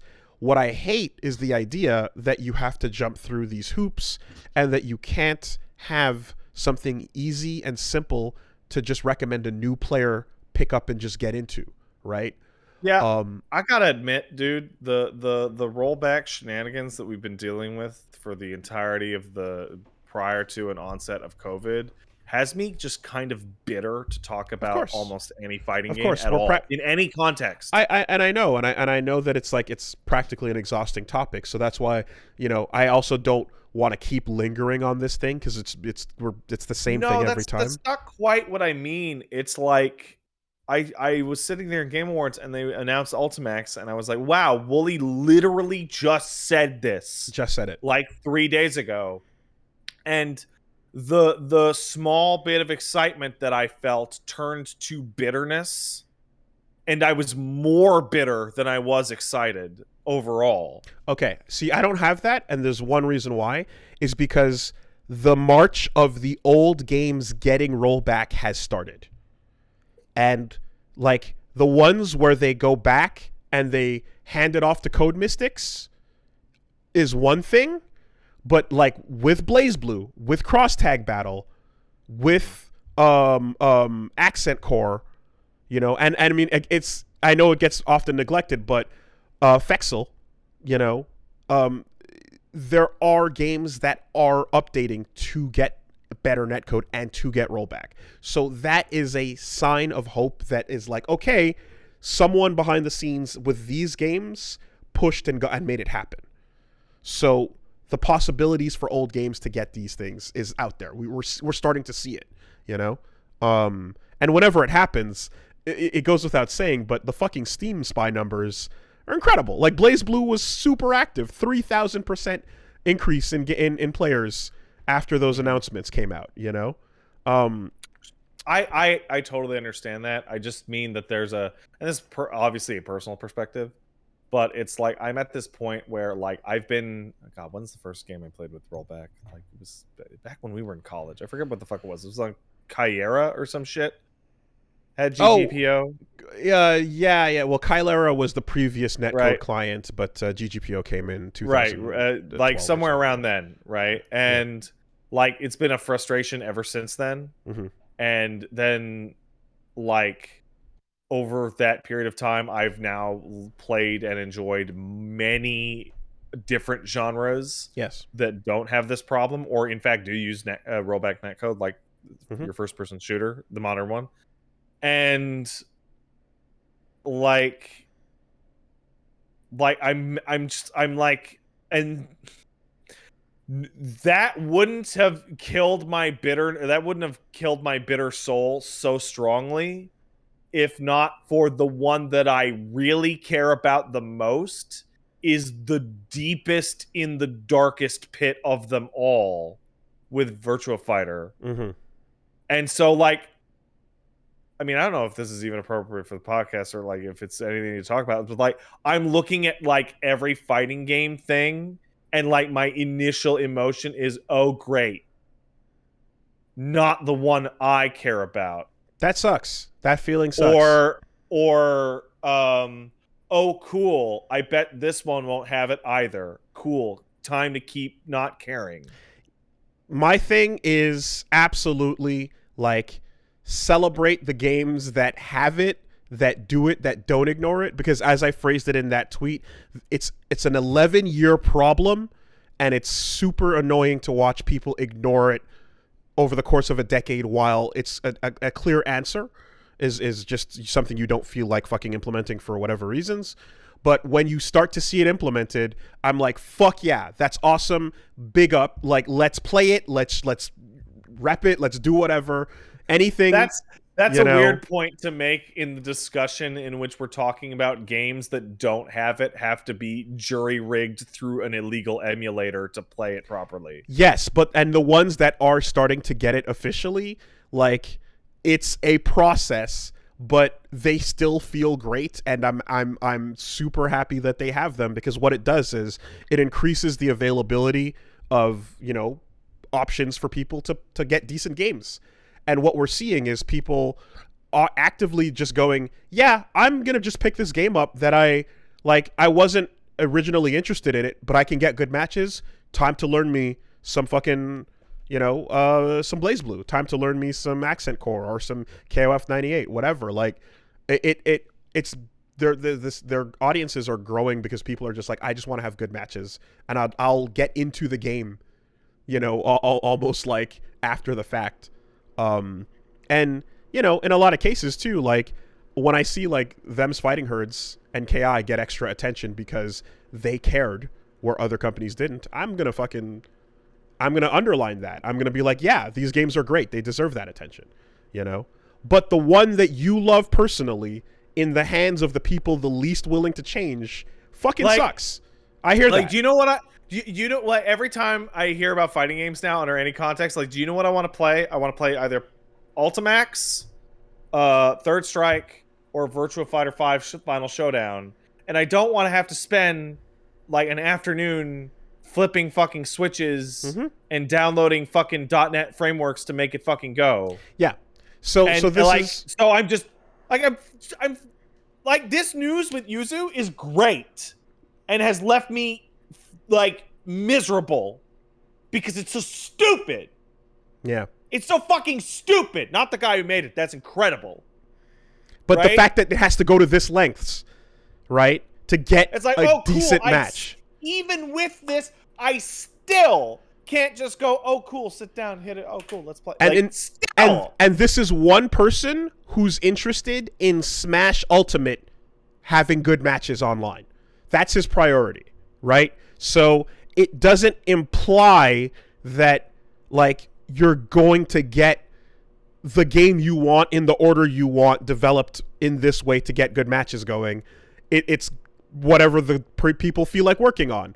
And that someone that has the technical know-how, that is passionate about a given game, can make it happen. Slippy works because Melee was what he was interested in, The game I really want is, like, it's not going to, like, have fucking rollback anything until, like, somebody designs a PS3 emulator version of it. Like, it's not going to happen. So this is why. So as I I tweeted out about this, and I noticed that, like, a lot of people were confused because they're just like, what am I looking at? And it's like, how is this rollback? And it's like, well, what you're looking at is someone using an emulator to have a better connection with another person running the game on their computer than you would be able to have if you were actually using two retail copies of the game. And underneath that, I go on to specify, I'm like, please make sure that the best version of an experience, the best experience with your game, is inside the game itself. Please. It would be so much easier to get people interested, to get people in, and to not have these layers of obfuscation involved. In this case, like literally running it through Yuzu, right? But I was gonna point to the Melty Blood community as a great example of like when you're on your own and you're on your own, you gotta fend for yourself and your people. And what the Melty Blood community did prior to Type Lumina, just in case anyone didn't catch it, was they basically took an arcade release of the game, modified it to include a rollback netcode system that you play, and then release that as Community Edition, which you run separately entirely from the Steam release of the official game. And then they basically would have a link, and it would basically be like, please go buy Melty Blood to support it on Steam, to support French Bread, and then download this copy of the game and never use the Steam version ever. And and then they ran all their tournaments and did everything involving Actress Again, Current Code, using their fan-made rollback version of it. So this has existed, right? And the same thing I just described existed for Dreamcast and Marvel 2 and Dreamcast and CVS 2 and all those various fighting games there as well. So what we're looking at already has a prototype. It already has a thing that we've seen. And if P4, we don't know. They didn't say what Persona is going to have, right? But if they happen to not give a fuck and just release it with no rollback, this makes it like there might be a way. And that's cool. I want the existence of this more than, like, I want it to give the players that want to play these games a way to play them like properly, but I equally want it to embarrass the companies that are refusing to do this themselves. Like I'm rooting for these projects, like, for even levels of like for these goals here. The function of a good-ass game getting good-ass net play is equally as important as going, fuck you for ignoring this. What are you doing? When I see BlazBlue getting updated and shit like that, what I'm thinking is we don't know what projects are currently in the works that they're looking at getting rollback for right now, right? There could be a number of old games that they're considering that it's like, maybe up until now, I don't know how long the BlazBlue rollback project was happening, but we never know what'll happen. We never know what's coming, what's in the pipeline, what they're looking at. So if they're currently working on it, that would be great. It would be nice to hear so that we know, and then people can fucking, not have to do these crazy fan-rigged situations. But in the meantime, the potential for what we just saw here is pretty exciting. And it's another way of potentially showing to the company, like, look, man, if you don't fucking do it, we will. And we're going to get good games and play these good games. I don't think they are good games anymore. Like, I'm at that point. Okay, well, like the situation you described with Melty Blood. I like, as I'm talking, I see you like the gears turning in your head. It is like fascinating, and kudos to all the people who put that together. It's like, this is so stupid. It's the dumbest. Every like, you're not stupid. I'm not saying that your like description of it is stupid. This whole thing is so stupid. I've been playing fighting games on and off a lot less lately. Yeah. Since I was like a little teenager or younger. And in the decades since, it's literally always been a problem. Yeah. Always. Yeah. In every context. Even down to, I hope the guy at the arcade doesn't stab me context. Right? Or we get into a fight. Like, I'm sitting here as you're describing it, making sure to rotate my fucking character in 14, a game that is being crippled by server queues. And I would rather do that all day for the chance to play it later tonight, because it's a game that just works like a normal game and comes out like a normal game and connects to the internet like a normal game. And when they have these issues, they go into detail about, here's why we can't get the servers, here's what the blah, blah, blah, blah, blah, instead of just Harada's stupid fucking, let's create AI from the future to fucking play against you in your house nonsense. Yeah. Yep. Like, I see the Persona 4 Ultimax Arena fucking announcement, and they just go, the port's coming, and there's no mention of netcode, and I'm just ready to fucking throw something because I feel stupid for having liked that game at all, so that I can be this disappointed now. Every single fucking thing that comes out about fighting games, except for Strive's rollback and the BlazBlue thing, is a constant disappointment. Unless it is a jury-rigged, fucking duct-taped homebrew solution that I will spend a day trying to figure out, play 2 matches, and go, that wasn't worth it. Or, over the course of years, we slowly get updates to old fighting games that eventually include more rollback. Oh, you mean like Virtua Fighter got its fucking internet update? Like the other games, like the other games that are not Virtua Fighter. like the shit Arc Sys and SNK. Oh, you mean how they updated the rollback frames in Tekken 7? Yeah. Like the that shit one? like the ones Arc Sys and SNK are currently doing. So it's fucking exhausting. I have no new level of disappointment, really. It's at the base level it's been at for the last 11 years. So every time something comes along that allows people that like a game to play it well in a situation where we can't do locals as freely as we used to, that's a win. That's a win. And like, fuck you if you're not going to update your game, but at least these communities can fucking play. At least something can happen, you know? Like, people that fucking love Sam Show, like, are just, like, every time they're wrong to love Sam Show. Yeah. So this is the insane. Like, that's how, like, Sam Show people have it the worst up until we have it brutal, and you're fucking insane for the you should have never loved it to begin with, but this is consistent with like what was it, like, failing means you shouldn't have tried, right? Like, just like the whole process is moot if it leads to enough frustration down the line. Then the whole thing shouldn't have happened, right? I almost called you Paige. Wooly, I have spent more times being frustrated by the issues with fighting games in the past 10 years than I have enjoyed them, by a factor of maybe 1,000. Like, it's near all bad or whatever times.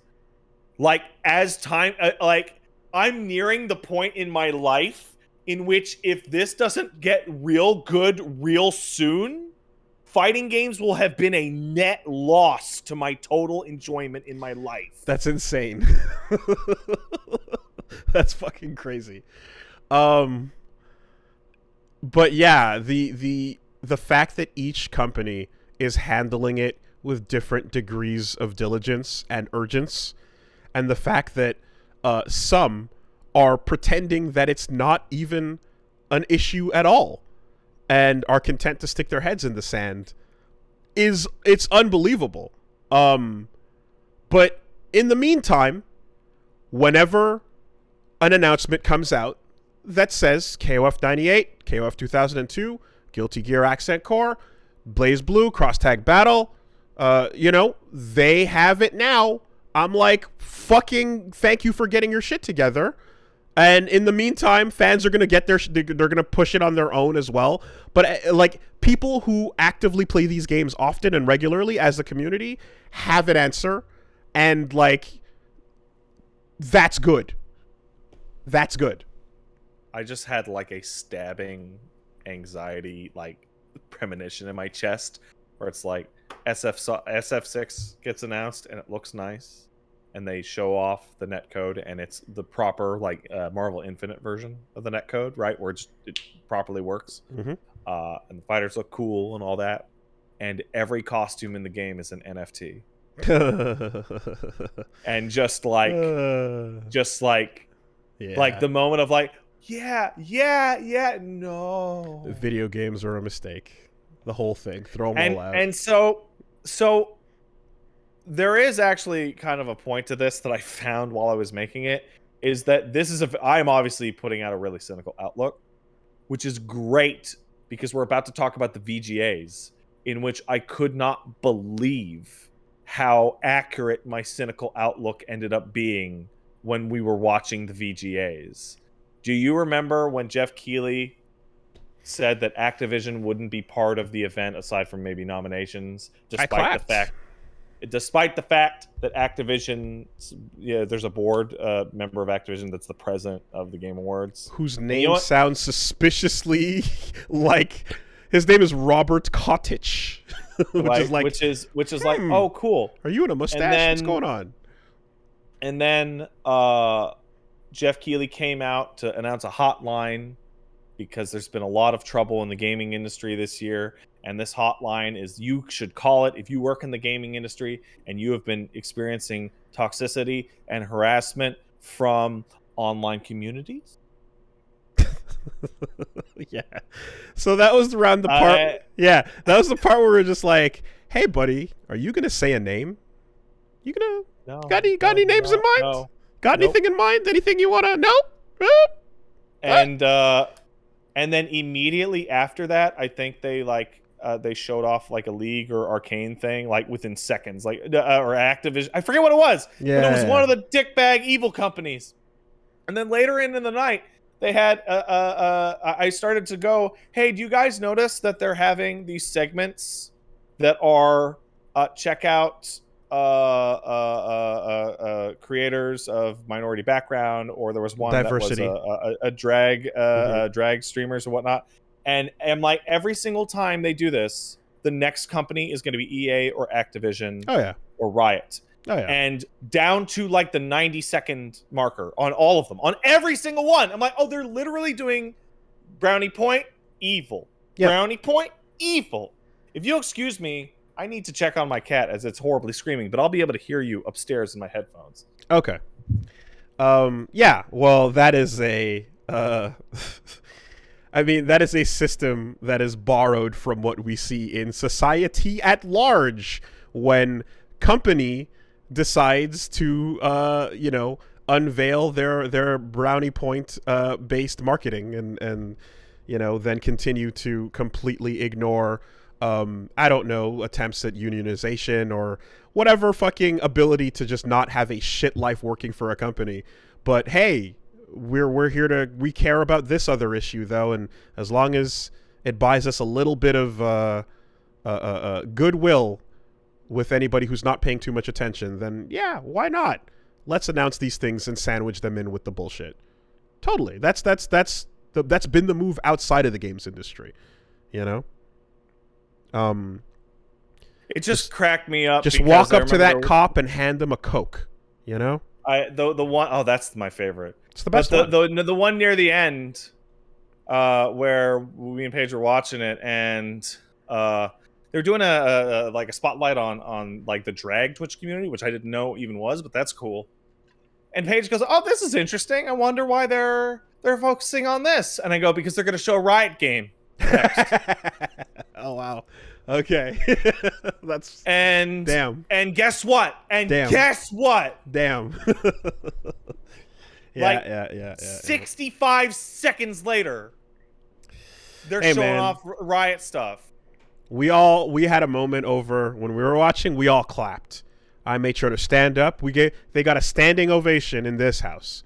In this house, we standing O whenever a moment of bravery like that occurs. And it's like, if you're like a jaded old fuck like me, and you're able to see this, Do you know what that causes? It causes this thing where they go, hey, here's a spotlight of mentorship for young women creators. And my mind goes, I wonder what bullshit I'm going to see in the next 5 minutes.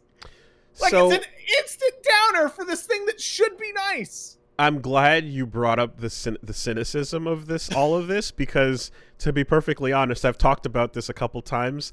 It is part of why I don't enjoy the watch-alongs, because I just feel a deep-rooted, like, I'm rolling my eyes at the industry playing industry, and I just don't want that. I'm like, look, if there's a trailer I'll talk about specifically after I see it, that'll be fine. But the level of bullshit that happens on the stage at every E3, at every award show, this, that, whatever, and especially when it goes down with stuff that is like, not even on this topic, but just in general, where it's like, this is a thing I don't care about, a genre I'm not interested in, this is a trailer that's like a lie, we don't know what this is. Like, there's all that garbage, there's such a cynical level that is like rotted in, where I'm just like, man, this doesn't feel good. This doesn't feel healthy. Being in this 7 years ago mode, people started to get on Jeff Gerstmann from Giant Bomb because he was such a downer during these award shows. And I was like, why can't you be happy for anything, Jeff? Like, I know you've been doing this for a while. And now I'm there. Yeah. Now I'm like, oh yeah, you can just instantly see every single thing for being complete bullshit. I mean, and the whole time I'm sitting there, I'm literally just going, just put one Capcom logo on the screen, and I'll be happy the rest of the night. And the thing is, each show that we watched, going back like years now, like, I felt that rot creeping in worse and worse. I felt it getting worse each time, whether it was like, and there was always something, it's like, oh, are they going to announce FF7 today? No, they're not. Oh, well, okay, fucking, and just all these things. And then the walking away were just like, what? Was there a net positive to that? I guess if it's funny to watch the cynicism, but it feels both of us, horrible inside. There was at least one thing for people watching, which I guess is going to be the first thing. It's like, oh, they're doing a Star Wars thing. Oh, that looks cool. Yeah. Oh, well, Eclipse. So, oh, cool. So, oh, God damn it. Yeah. That, like, hold the phone, because the thing is that what I'm having now, which is interesting, because Min's been around for all of this bullshit, and he's been paying attention to the industry as long as we have, and but he's just got like his specific interests, and ultimately he's not reading too hard into anything, so he's taking everything at face value, and that's the way he enjoys himself. And Reggie is just completely uninitiated and really? No, like, literally, like, gaps in entire video game everything. Like, he's cool. He's coming from a significantly more normie place than Paige kind of has that, because there were periods of her life where she didn't play games, so she's a lot less jaded than I am. And then she'll say something, oh, that looks cool, and then I'll say something to ruin it for her. Now, the fact that we know, like, multiple studio names and what they're doing on a week-to-week basis is highly irregular. That's not what the average person does, and the average person does not follow the industry this aggressively. Most people listening to this follow it way more aggressively than, like, people who are not listening to this, for example. Right. But you even people then, are the cream of the crop. But even then, you people are following the genres and companies you particularly care about, as opposed to the industry as a whole, right?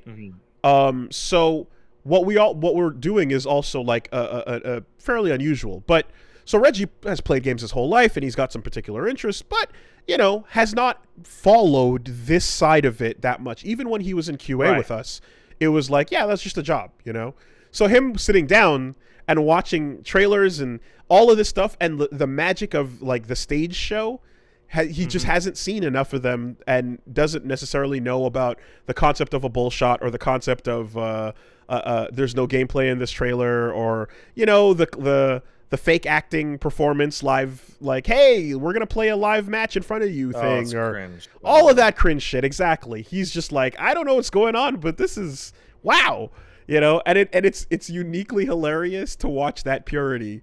And like that's the enjoyment I can get is like him seeing a lot of that shit for the first time, I suppose, because I'm fucking dead inside with these shows. And I don't want to, because I'm feeling dead inside with these shows, like ruin what might be someone else's enjoyment if they were just watching it and like, oh, but that's a thing I care about. I'm happy about that. I don't want mine to just poison that. And I know it can. You know? I think probably the most like bordering on dystopic part of that award ceremony was us talking about how they're doing the good then the evil thing, and Paige had a bit where like every trailer that came up was like blasting some fucking super copywritten song, so she was being careful by muting it. And in the middle of two of those comes Riot advertising their fucking royalty-free music package to you as an ad. Yeah. And I'm sitting there just going like, fuck.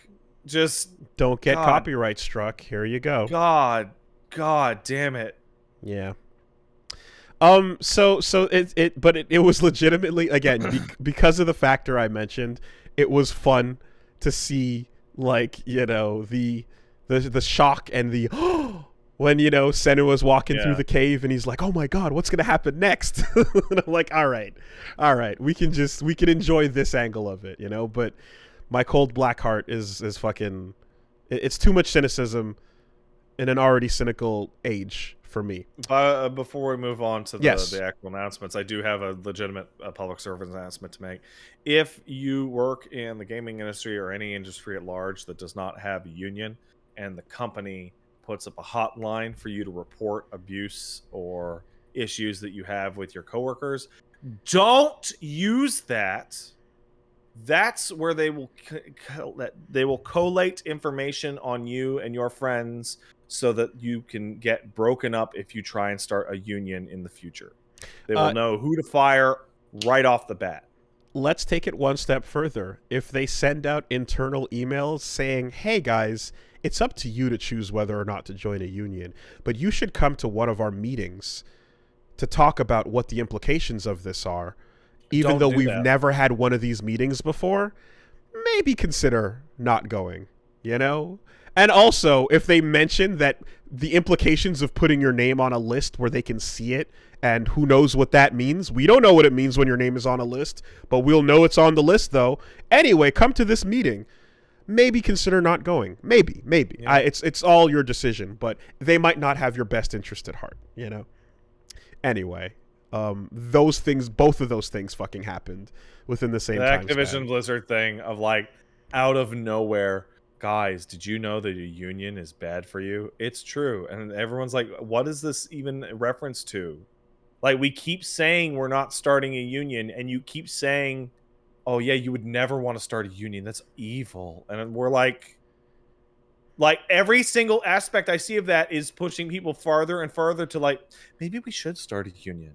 Okay, but you have to understand, Pat, that the C-level, the C-suite execs that have been hired from outside that walk in, when it comes to so they're thinking about making a union, and you look at the C-suite playbook, step one is burn the fucking building down and kick them all, like, and run. And that's they're like, okay, but what if we didn't do that? Well, then now what? And they have to go, let's write an email that says maybe, I don't know. Like, they're improvising because literally the move has always been shut the Walmart down, burn the McDonald's down. Don't even think for a second. Pick up and just run. Give up on this entire city's it is more profit margin rather than have one union. It's infinitely more profitable to just not even chance it, you know? Shoot them in the back of the head out in the like pasture. A couple years ago, it was going around on social media when all this class consciousness shit started happening in the States. I want to say it was American Airlines had like flyers up in their like employee lounges, was like, think of how much money you could save on union dues. You could buy an Xbox with that. It's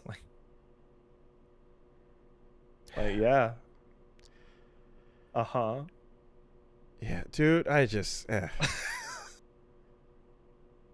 You're right. I would love to give up my fucking collective bargaining rights for $260 a year. Yeah, Lit. so keep that in mind, you know. Somebody in the chat asks a good question. Are there game companies that are unionized? To my knowledge, there is one, and it's DICE. Out in Stockholm? It's out in one of them Europes. And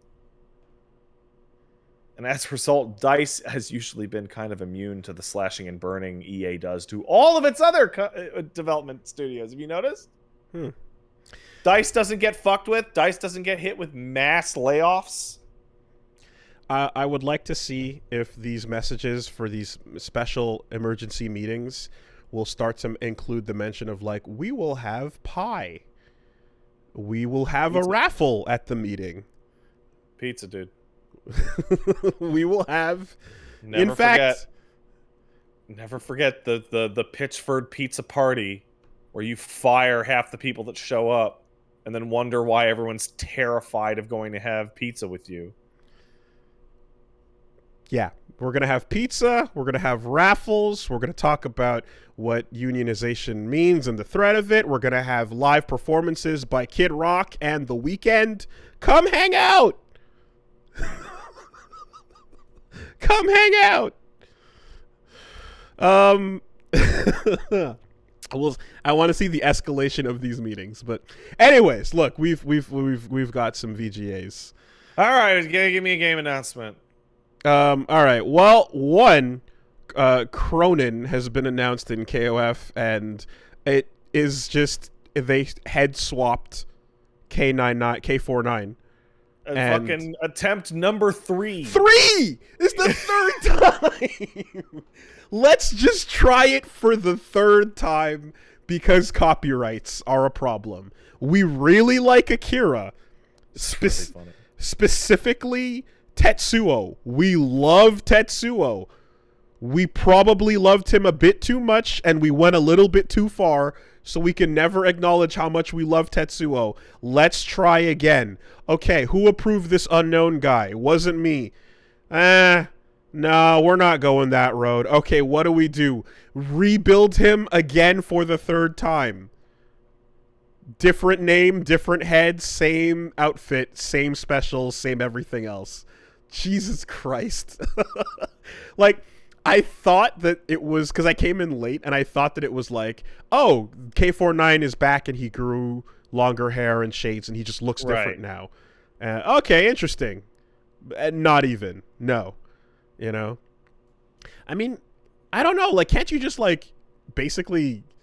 He's still an original character in terms of, like, the name, and the voice actor is Tetsuo's voice actor, but just get him far enough from the copyright problems that you don't include them and make it the same guy. I don't know.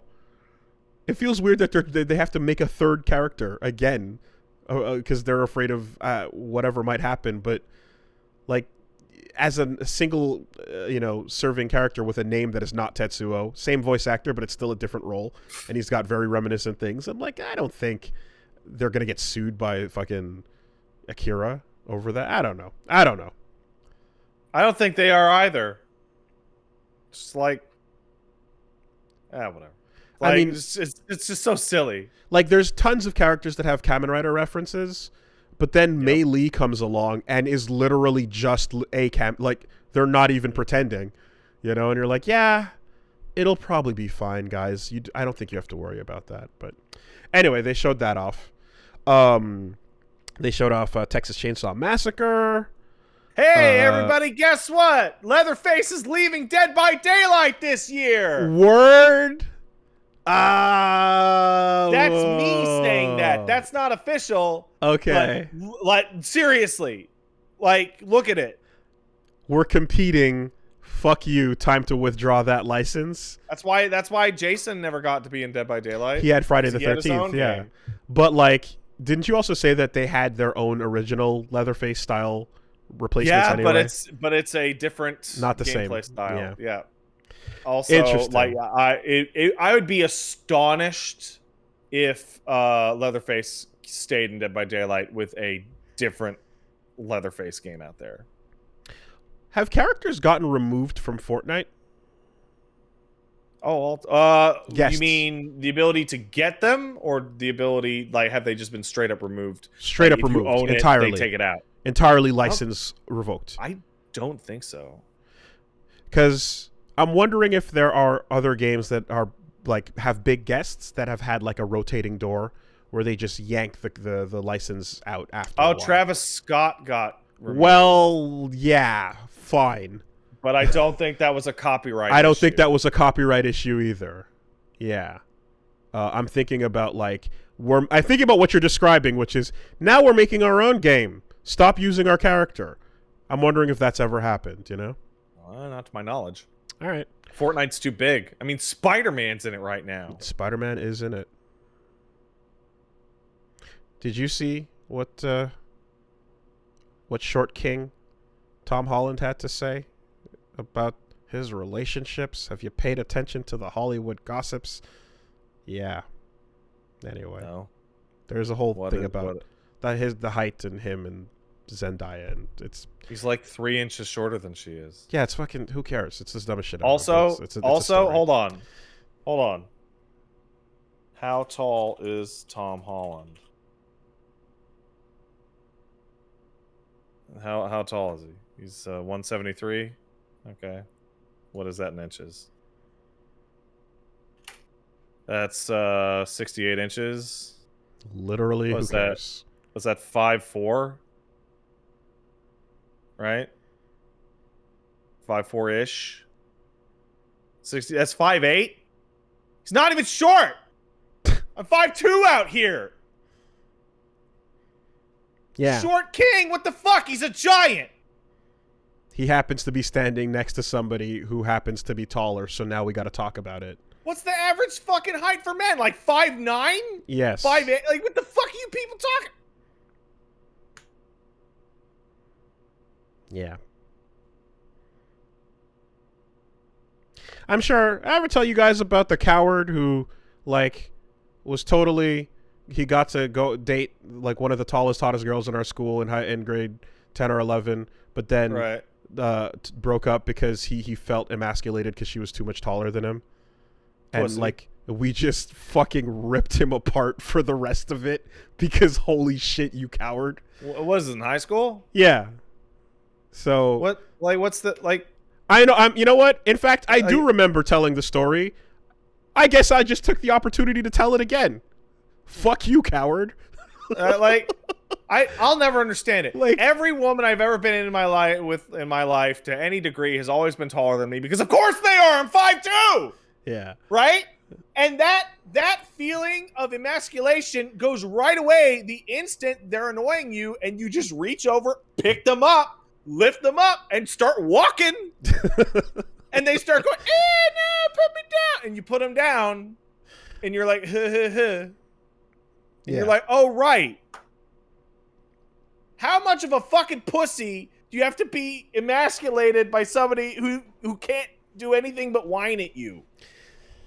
So it was one of the few times that literally our entire grade universally went, "You're a fucking coward. You suck. what an asshole." And he got what he deserved.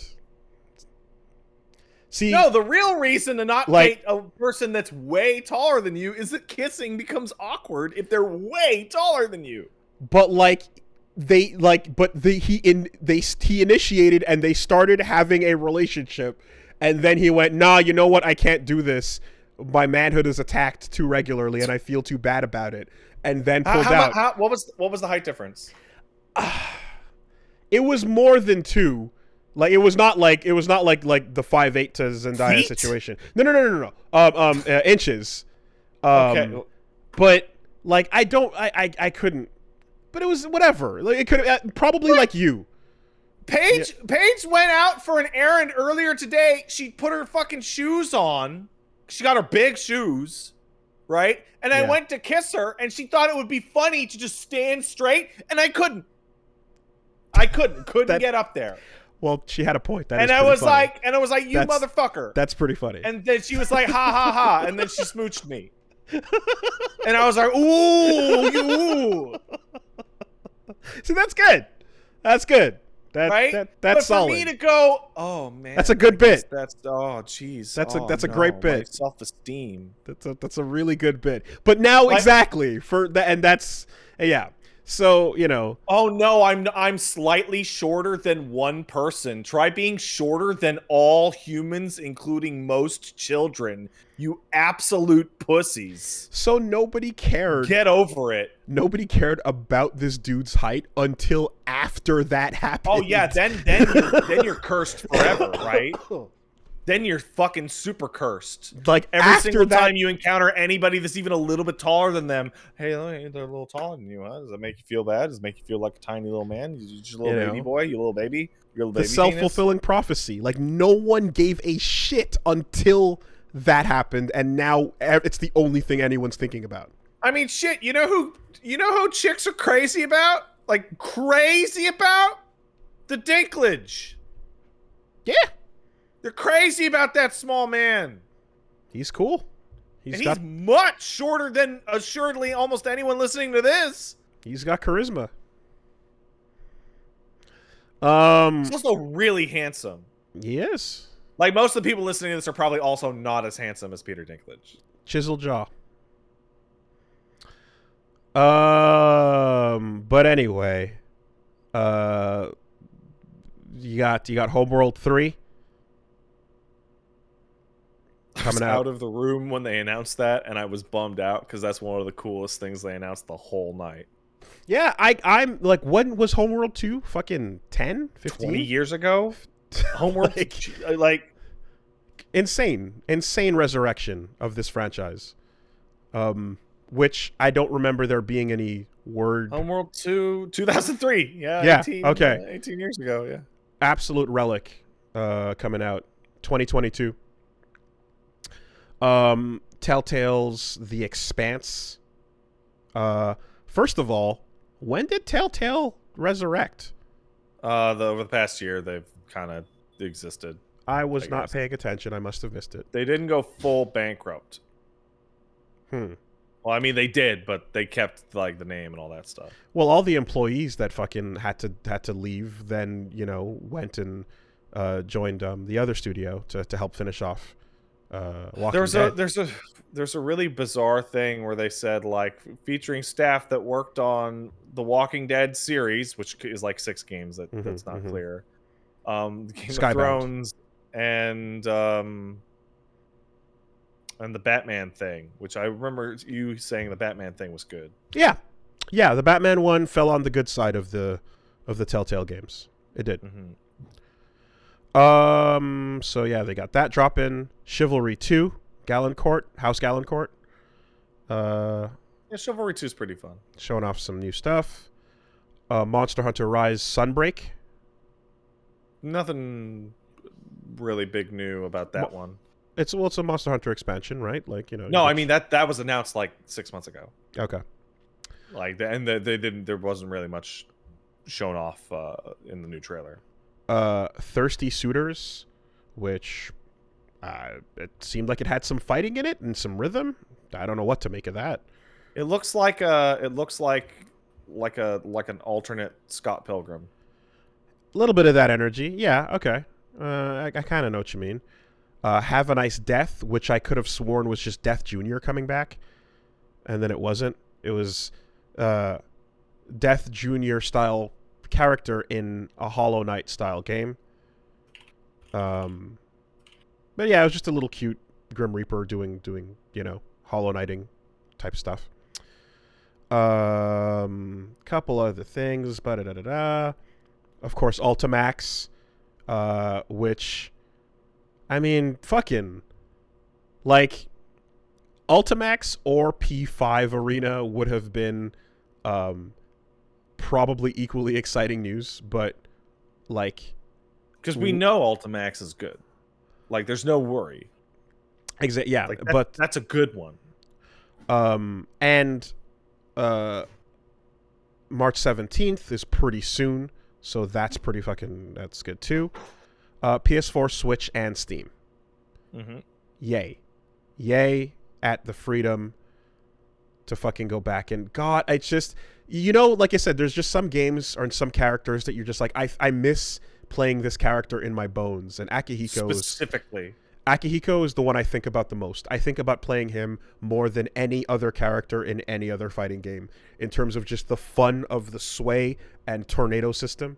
Like, yeah. God. For me, it's Kanji and Culprit. They're like my favorite, or one of my favorite of those archetypes. Culprit is my favorite. I don't know what archetype he fulfills, but he's definitely my favorite of that forever. I love playing that character. An Arxis tie-in fighting game with an IP had no right being this good compared to some of the other tie-ins they've made. Like, it's, yeah, well, they've done pretty well so far since then. oh yeah, but I mean to say, like even going back to Fist of the North Star, like the tie-in games are great, but this is like not just a great tie-in game, it's one of my favorite fighting games ever made, you know? Like, Yeah. I can't stop thinking about it. So here we are. It's back. We got to look at Senua's Sage, Hellblade 2, and I am, like I said, give Ninja Theory its flowers when it deserves them. Hellblade is fucking good, you know? That trailer was pretty bland, though. She hunts the big man. But I believe, like, they've already convinced me based on the first one that, like, the narrative, they know what they're doing, the combat feels good, like it's solid experience. Like, I trust that they're gonna continue like this thing, doing more of what they did, and I'm down for that. Ninja Theory on other things, who knows? But you know. Yeah, no, I didn't mind the fighting in Senua's Sacrifice. I've said that before, and I thought it was simple, but it served the function in the game fine. You know, I like otherwise Sacrifice. otherwise you're just walking through the scenery and looking at things. So when you're not walking and looking at things, you're getting this little, fighting system that, like, I enjoyed the playing.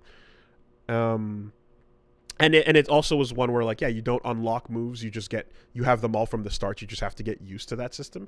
I like that. I thought it was all right, you know. Anyway, yes, Star Wars Eclipse Felt like getting hit in the gut. I mean, so the thing is too that is interesting here is that this is one of the first non-book Star Wars properties taking place in the High Republic era. Yep. Mm-hmm. And the High Republic was what they introduced as the new era that they're going to be, like, focusing on in terms of a bunch of the fiction. And there's a lot of curiosity to see what that's going to look like, because I heard that, like, there's some interesting ideas being used in the new the new novels that have come out and stuff. And the whole idea behind the High Republic is this is long enough in the past that the not just the Republic itself is at its height, but the Jedi Council is also at its height, and they're not a bunch of fucking stuck-up assholes sitting there in their tower staring at the child, telling him not to love his mother.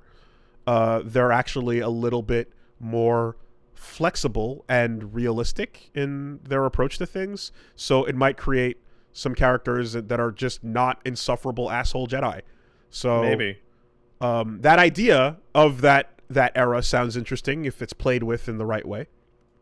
I think the most interesting thing about this game by far is going to be, when we go through it, what the effect of this being a Disney/Star Wars property and having to abide by the terms and conditions therein is going to affect it.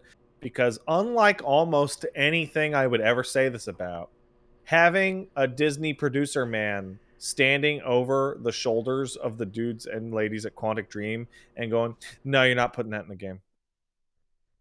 No, you're not going to do that. No. Well, that's the question, His isn't point it? can Right? only be for the better. The cutting room floor will be very interesting. Because make no mistake, despite the fact that I literally lost the air in my lungs when that logo popped up, it was vacuumed out of the room.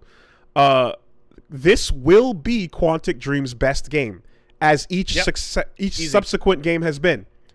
Right? Each one has gotten better and better, and each one has had less Cage involved because if I remember that interview from long ago, the co-creator of Quantic Dream said we are containing him with more writers. Right? They're bringing in more pillowing around him. So perhaps maybe the Twi'lek rape escape level will get cut before David has a chance to put it in the game. Or at very least, maybe it won't be an entire chapter of the game. Maybe it'll just be like mentioned offhand. Maybe, Maybe. But after all, it can't not be there in any way, shape, or form because the female characters in his game exist to be whores. After all. Yes. And also, to be fair, that's also why Twi'leks exist in Star Wars. Well, like straight up, like. Well, the answer, an alien race of people invented to be strippers. Yeah, what else can we do, right? And the answer, based on the characters we've seen, is a whole lot of things. What else can David Cage do? Mm-hmm. We'll see. Hey, come to think of it, Star Wars is a really good fit for Quantic Dream, considering their dislike of gay people. Star Wars would be a great setting to not have to worry about that ever again. Wow. You can just cut that 1 second right out. Yeah, region lock it. Have fun. It just like blasted me in the face with the irony of Cage wanting to make a game all about emotions, but not for women or the gays. Those groups love to have emotions. You're criticizing his art. You're going to make him cry and run out of the courtroom. Stop it. He's just asking questions. How dare you? Now, while you're at it, press X to kneel and R1 to unzip the zipper on the dude's pants.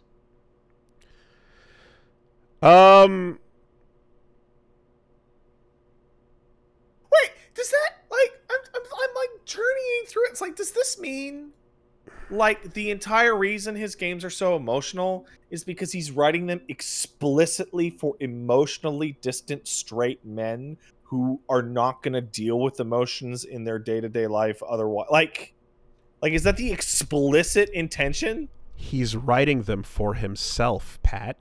Oh, okay, yeah, that is the intention. Oh, yeah, all right. I did it. I got there.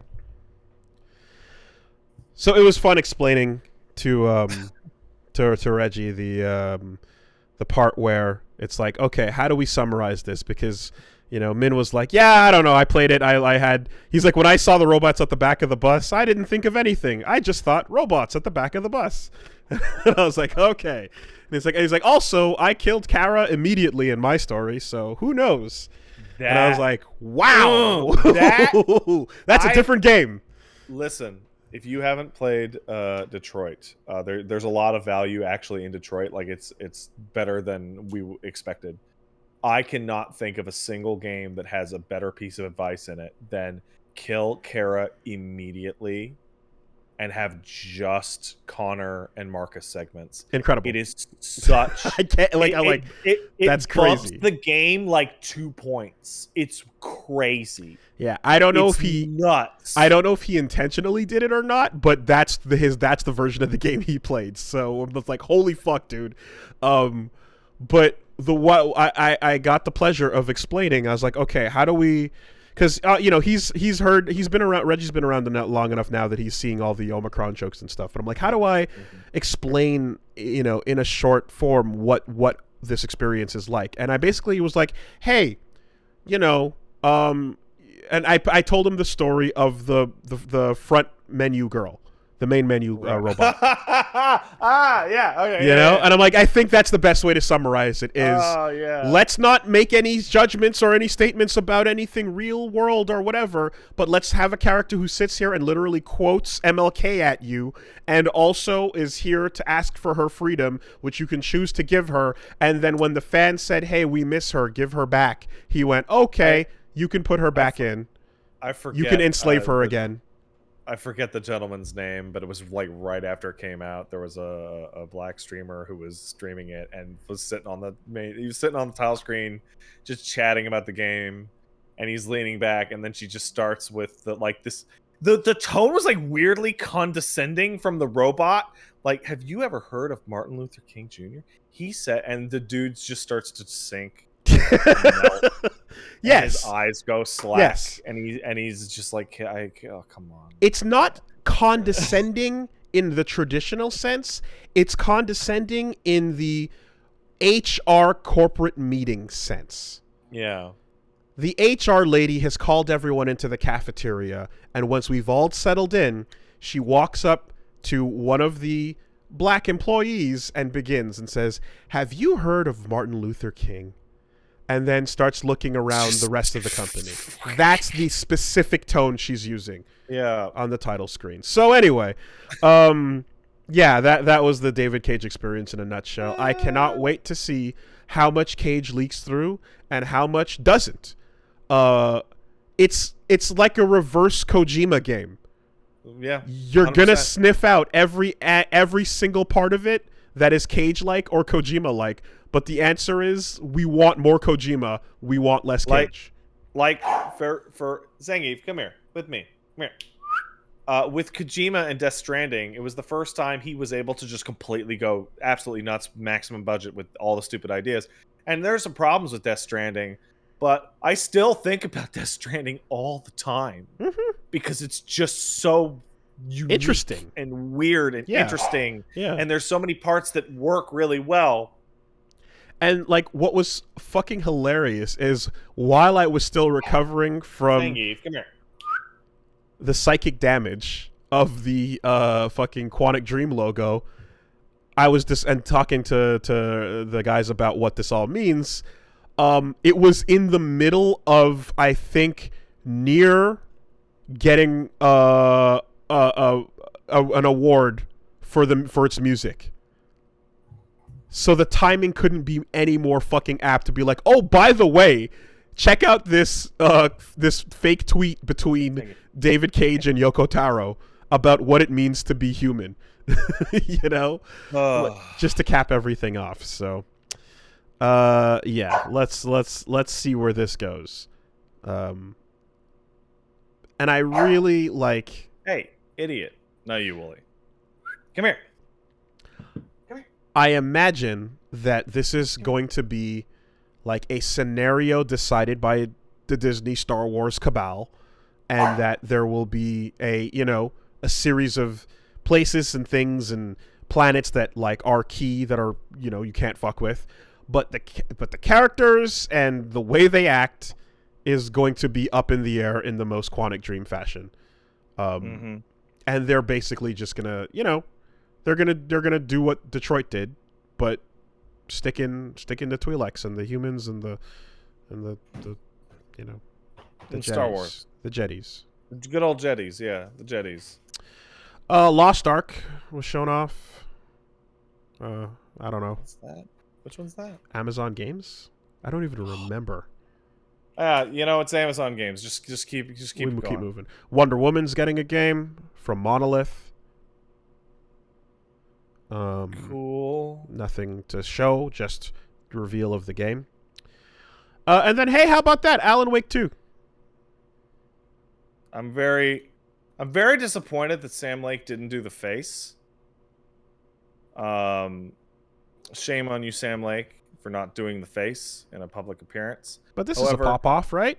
Weren't you guys This is very good, but also extremely expected if you finish the Control DLC.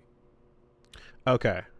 The end of the Control DLC was like, hey, dude, we're totally making Alan Wake 2 right now. Well, yeah, I remember we talked about like the Alan Wake cinematic universe at some point there. Yeah. But yeah, cool. Alan Wake's a great game with a great story that I've been eager to see expanded.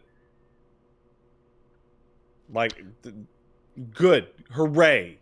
Do you think there's space for it to, like, for Alan Wake itself to link back to Control? Or would it be going... Easy. Yeah? Okay. Because one feels like a large level story and the other's like a small one. The thing that is occurring, like, so in Control, you deal with these, I forget the name of them. Objects of power. Oops. These SCP objects, right? And they're literally called oops. It's great. They can cause various shenanigans, and you find out about tons of them throughout the case of the Control. But the thing that you are dealing with in Alan Wake is so big a problem that it is bigger than everything inside the Bureau of Control put together. I see. Gotcha. Okay. Cool. Yeah. And I can't remember quite exactly, but there is like somewhat of the implication that Alan writes the Bureau of Control into existence. Oh, okay. I remember thinking that, but I don't know if that's supported by anything. Okay. But that's just the thought that I had when I was going through that DLC. Then we got Neckles. We got Neckles. I don't like that. He doesn't check. I don't like that. What is this? Do I look like I need your power? Hey, Idris Elba said Knuckles wasn't going to be hot. Too late. He lied. Yeah, man. It was like Sonic the Hedgehog was a fun movie, and now they're making really two, and I'm like, yeah, all right. Let's see. Can we get a post-credit scene with the three furries at the Olive Garden? Is that where they're going to be? That's totally where they're going to be. They're going to show Knuckles the infinite breadsticks. Is that what they're called? I don't think that's infinite what they're called. Bottomless? Is it bottomless breadsticks? What are they? Endless. Okay. Endless. I don't think any menu item at a restaurant would be called the infinite bread. Non-stop infinite breadsticks. Yeah, Sonic's doing its thing.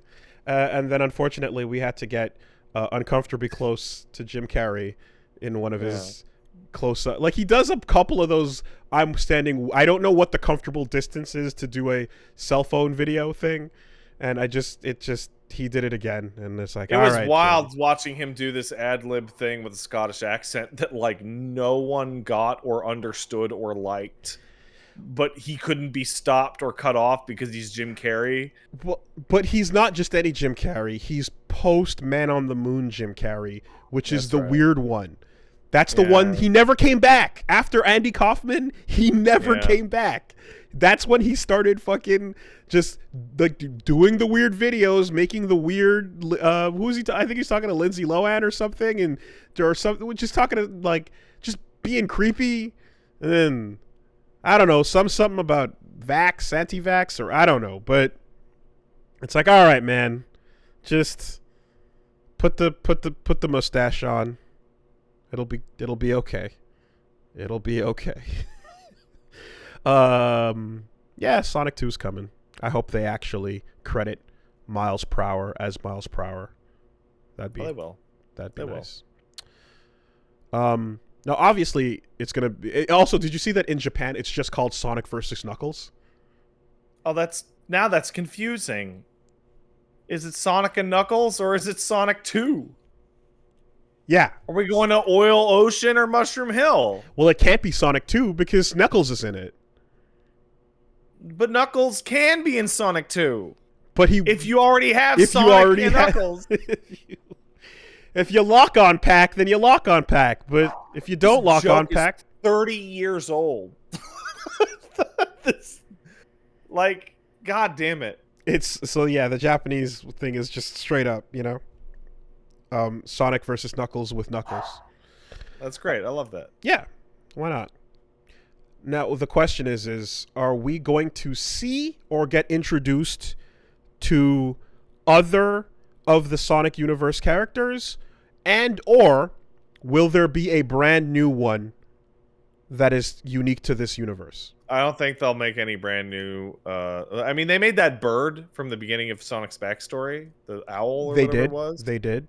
But I think if you're gonna do Tails and Knuckles, they're probably gonna limit it to that. I could see there being like, Knuckles' parents, and Sure, but those aren't like really defined characters. Also, Knuckles' parents is the Chaos Emerald. well, not if you're going with your Archie comics and the weird Knuckles with the beard that genetically altered his son to have big spike knuckles. Yeah, I don't think that's what we're gonna be going with. Well, you don't know. I don't know, but I don't think that's gonna happen. Horizon 2 Forbidden West, new trailer. Cool. FF7 remake integrate PC, dropping literally like 2-3 days from now. Yeah, on Epic for like big money. Yep. Also, apparently the system specs are really low. Cool. That hopefully means that it's very scalable. That's interesting. Yep, Square does not fucks with Steam. Oh well. Destiny 2 The Witch Queen. Yep. Boo.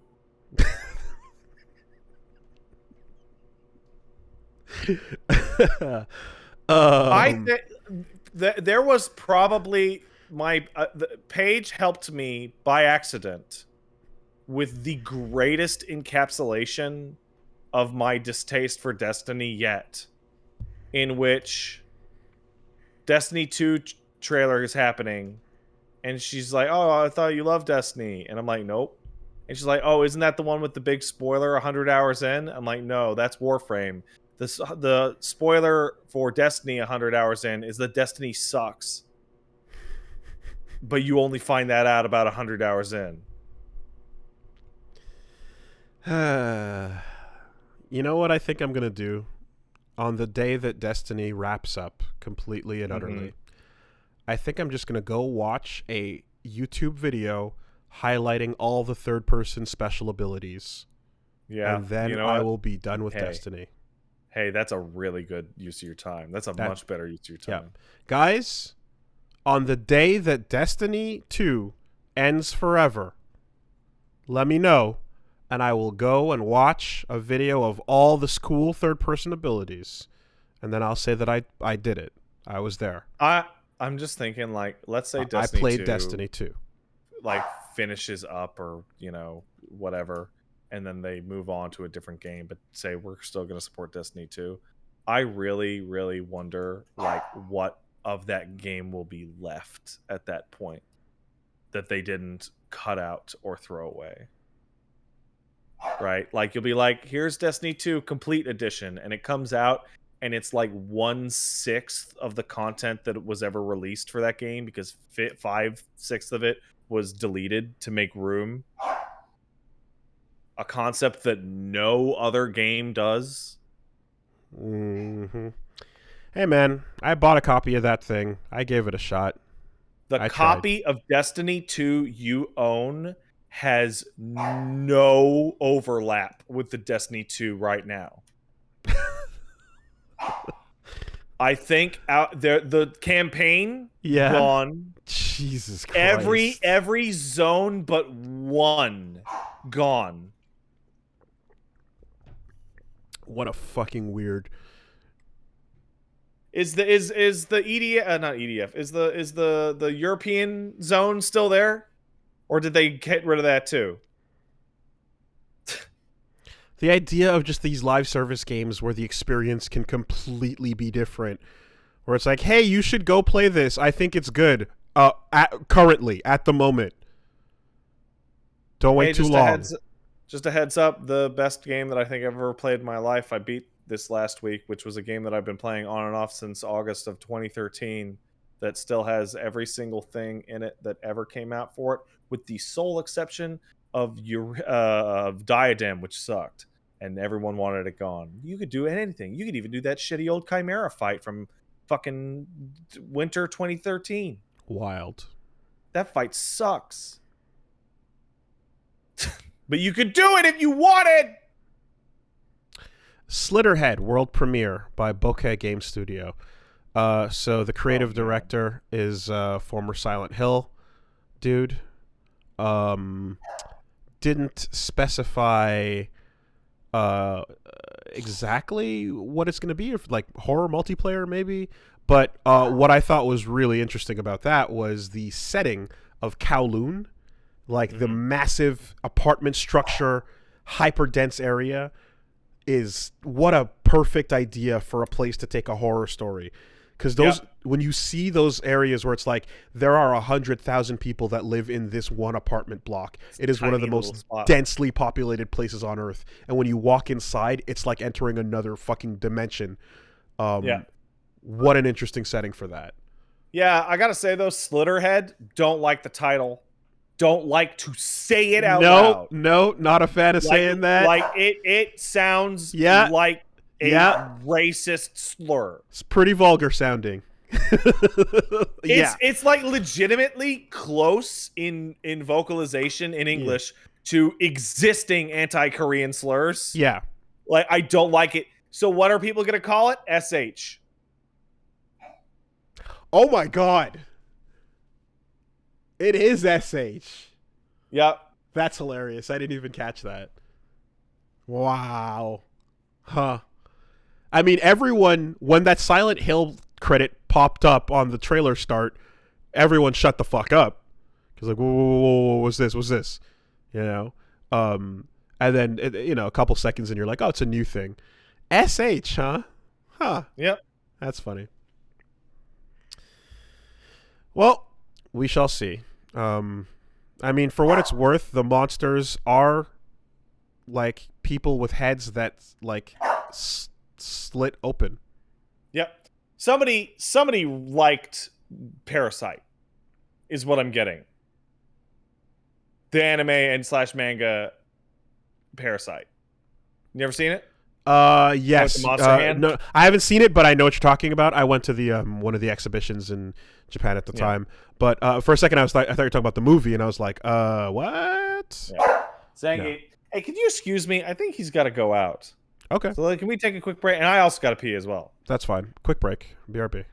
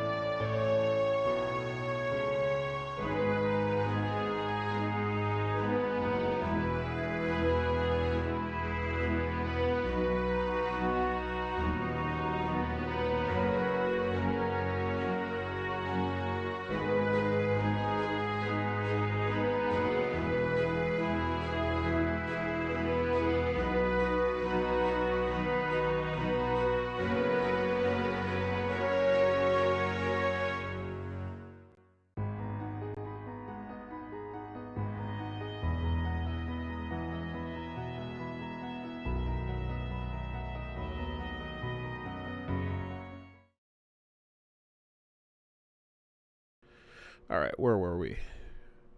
Dunno, lol. Slitterhead. Oh, right, yes. How uncomfortable it is. Yeah, SH, man. Feels intentional. Okay. A couple other things. What did we see? We saw Nightingale. I got hair stuck in my thing. Gollum, who has cute. Gollum has cute eyes now. That looked really bad. That was so weird. It looked not good, dude. He had cute eyes. It was very, yeah. It looked quite poor. Somerville was I don't remember what that was. post-apocalyptic 2.5D. Nope, I got nothing. I got literally nothing. Okay. Well, it would look like it was from the people that made Inside, but it wasn't. Right, there it is. Flat shading. Got it. Yeah. And I'm like, it's not from them, but it looks like it could be cool. Cuphead DLC Island. Oh, that's nice. Now with playable Miss Chalice. The only thing that I could think of was like, first of all, fuck yeah, Cuphead. Second of all, this looks great. Third of all, cool little dance number. I like the pun. The only thing that I'm like, oh, I hope it's not like 4 levels. Yeah, hopefully. But I mean, if the name of it is DLC Island, which sounds like it's going to be an island of Cuphead, which means maybe 4 level. You know? Maybe. But considering how fucking high quality, you know, like that game is, man, like the fact that they went back and did anything, like I'm just like, Jesus. How are you not just making Cuphead 2? You had time to go back and do this? Like, I hope the team is expanded at the very least, because it was 2 brothers and like one of their wives, I think, was Studio MDH. Yeah, that's it. Studio MDHR was literally like, yeah. No 2 wonder brothers and like one of their, and that was it. And I would hope that they got more now. That looks cool. And then we saw that finally, after all this time, Sega has finally hired that man. Sonic Unreal Frontiers showed off. Bananas, isn't it? Sonic in an open world. You could tell. It's so funny because you can describe like what type of game it's going to be based on the flavor of the first 10 seconds of a trailer like that.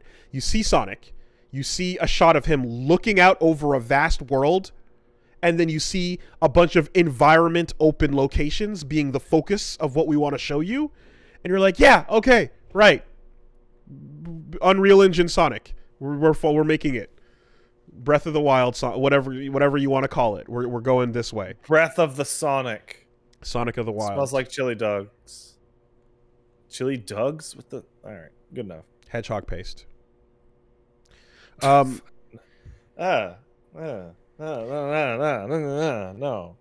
And yeah, they have hired that man, and this is gonna be the game.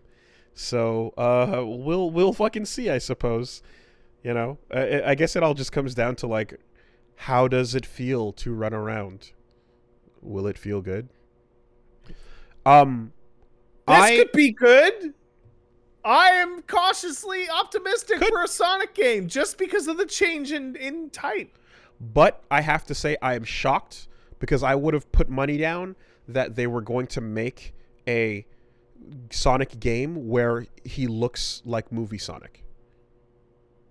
Old movie Sonic or new movie Sonic? New movie Sonic. But new movie Sonic looks like Sonic. But specifically that furry, fuzzy aesthetic, you know? Like, I thought they were going to go for a tie-in at some point. They are. They're putting out a new Sonic game. That's the tie-in. Yeah, but it's... The tie-in is that Sonic's in it. But the Sonic in this game is just modern Sonic, you know? Yeah. It's not movie Sonic, so... Yeah. We'll see. We'll see how it feels to run around, hopefully not empty, unreal, realistic locations, you know. and realistic lighting, and maybe it'll be a fun game. But it's also, the problem Sonic has is a kind of unique one, because it's not just competing against every other Sonic game that's come out, which, you know, there's a lot of ones that it's not hard to beat, but it has to compete against all the fan games that you see at Sage's that look incredible. There's amazing trailers for like 5 different unique visions of a 3D Sonic game, and like a lot of them are very different from each other in feeling, but they're interesting projects. You know, there's a bunch I've seen. Sonic's been around for a long time, and there's definitely been a lot of work done on how would you make a good Sonic from a lot of people that aren't just Sonic developers. It's tough. So yeah, that's dropping next year as well. Sonic Team and such. There's that little like Kojima and Del Toro segment, which was just, I guess it was just a trailer for his new movie. There's a weird stab in that sequence at us, like Guillermo del Toro. Why do you stab at thee? Which is like him being like, "Oh man, I sure love Silent Hill. I wish they made another one of those." Yeah. Like, what? Why you do this? I think Totoro-san is just he's just speaking his feelings, man. You know, he's just saying, "Look, this is how I feel. I liked this thing. I still don't get it." Anyway, you know, I feel like that's basically he's been introduced to the games industry as a striker for Hideo. Yeah. You know? So if Hideo's too nice to say something, Guillermo can come in and say the real shit. Anyway. I'm Kojima's movie buddy. I'm movies at you. I promise. You know what he should have said is, guys, I promise I'll restrain him just enough on these movies. I'll pull him back just enough. Be the Spielberg to his Lucas. Please. Otherwise, we're getting Sandy. Yeah. Anyway, moving along. We got Chia, which was Breath of the Child. If you recall, it was a little right. Okay. Yeah. Got it. Child teleporting around, turning into little shape-shifting animals and stuff.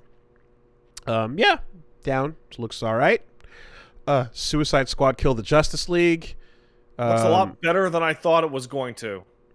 I guess I super just mistook what this game was, because I thought it was the latest in the Arkham series, except you're controlling the Suicide Squad. Very much thought that. And I turned out that's not the case.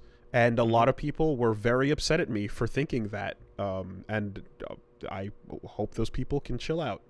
But it turns out it looks like it's probably just Rocksteady doing something different. Then we saw Forspoken with Agni's philosophy, but not. Where the main character has a pronounced hip-hoppy walk. Yeah. Sorry, hip-hoppy walk. Perhaps. I think it's the new... Mm-hmm. She's hot. Yeah. She's a very attractive lady. That's honestly the thing that I remember the most about the game right now. Was like, Jesus Christ. Fuck. It's like, oh yeah, there's a game happening too. That's true. Right. Stuff. And things and teleports. Space Marine 2. I'm very happy to see Space Marine 2. I saw a lot of people. Space Marine is very underrated. I saw a lot of people posting "I lived, bitch" with 100%. Space Marine Man. That's cool. Always down for a discussion about what you would do with more organs. Dedicate my life to the Emperor? Nah. Would you read the Codex Astartes? Nah, man. Okay.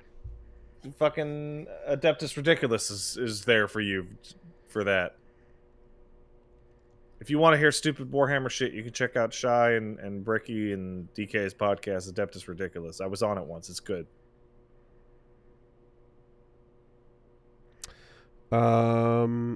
Yeah. I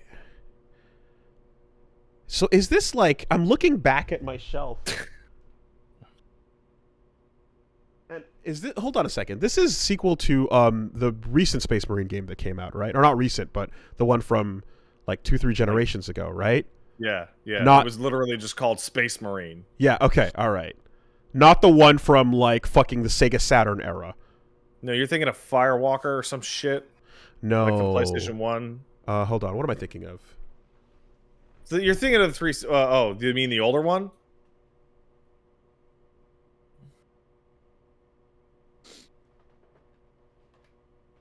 Zangief, how you doing? You sound zoomy. Thinking of Space Hulk?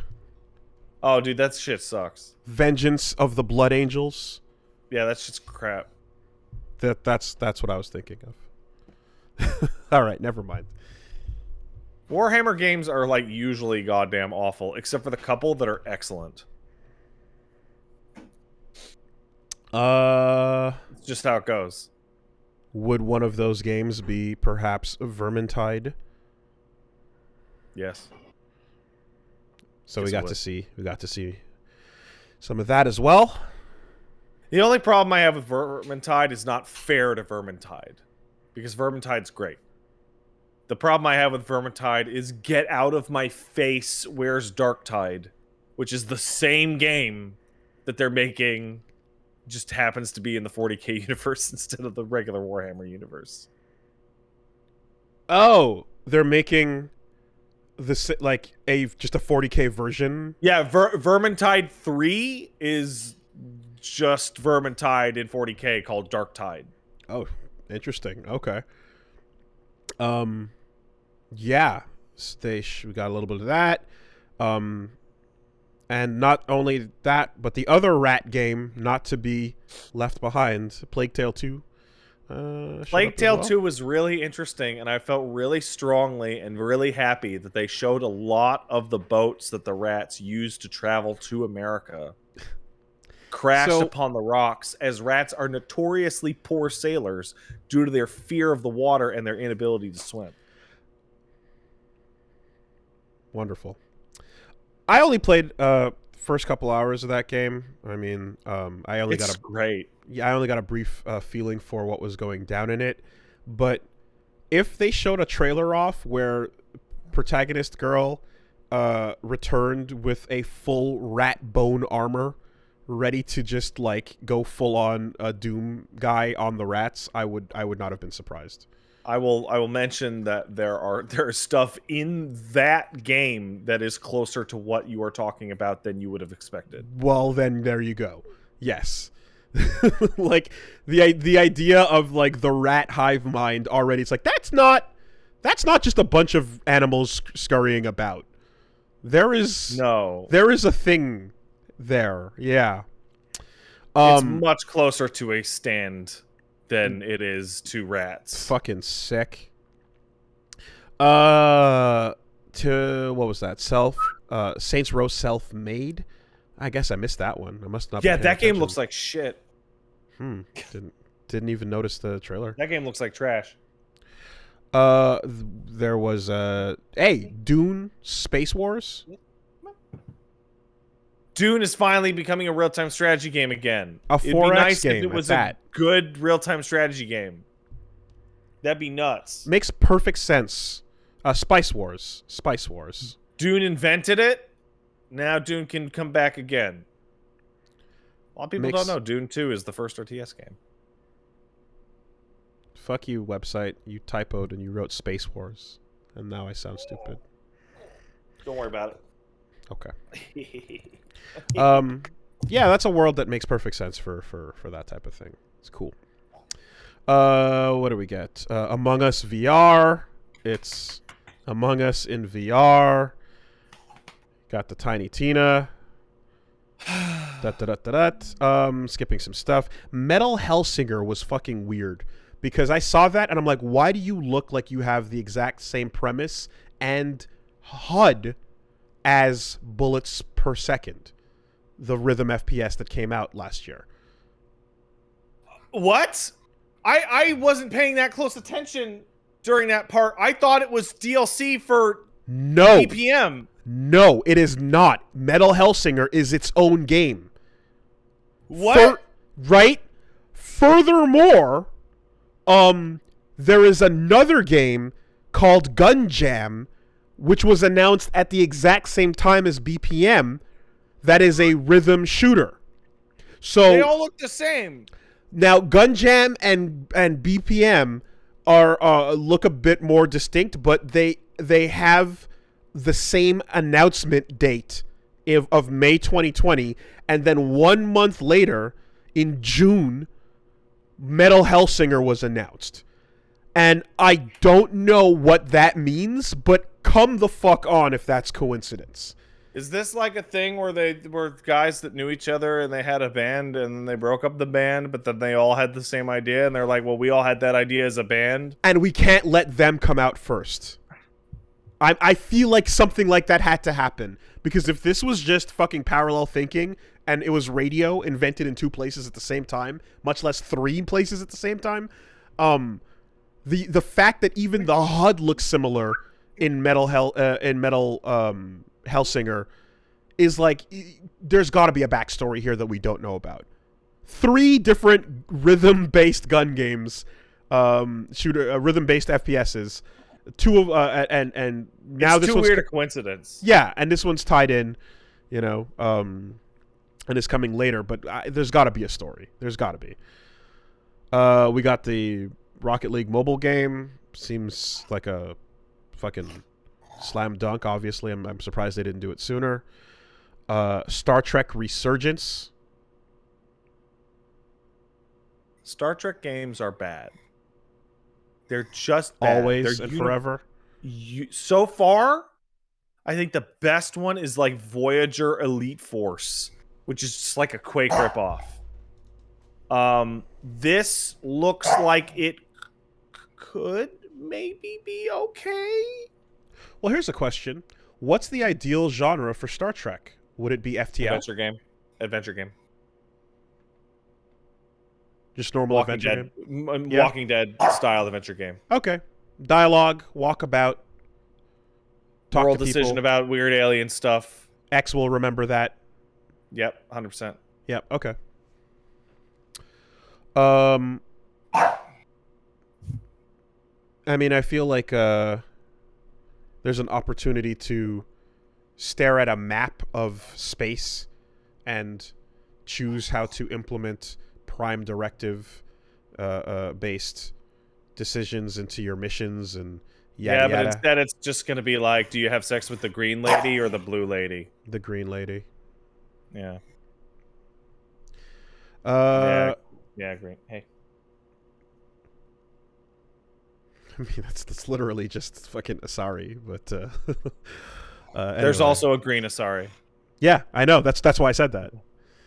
And then we saw the debut trailer of Rumbleverse, which was pretty funny because people were pointing out, and I completely forgot.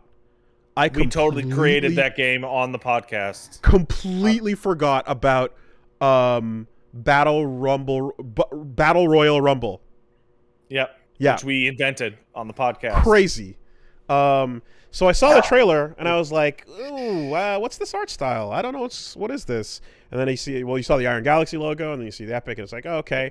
And it's like, okay, it seems to be a battle royale, but it's got the fighting. And yeah, sure enough, this is the new game. This is what Keats and such have been working on, and there was Dave Lang stole our idea. Straight up, no. I'm not putting that out there. But I will say that, like, the idea of a melee battle royale thing is, I'd rather fight than shoot the gun. I agree. I like that.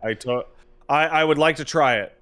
So, there was a quick beta that happened on Friday, and I wasn't streaming Friday, so unfortunately I was not able to jump in on that window. Gianni told me it's good. Not I also heard from Bestaban, Mr. Holdback to Block, that he's been really enjoying it, and I watched some footage of various other FGC friends playing each other. Kizzy jumped in, Justin Wong jumped in, and they were all just playing matches. And yeah, it looks like people are having a lot of fun with it. There was one point where Esteban was playing the grappler and grabbed somebody and SPD'd them from the top of a skyscraper all the way down to the street. That's pretty cool, man. Yeah.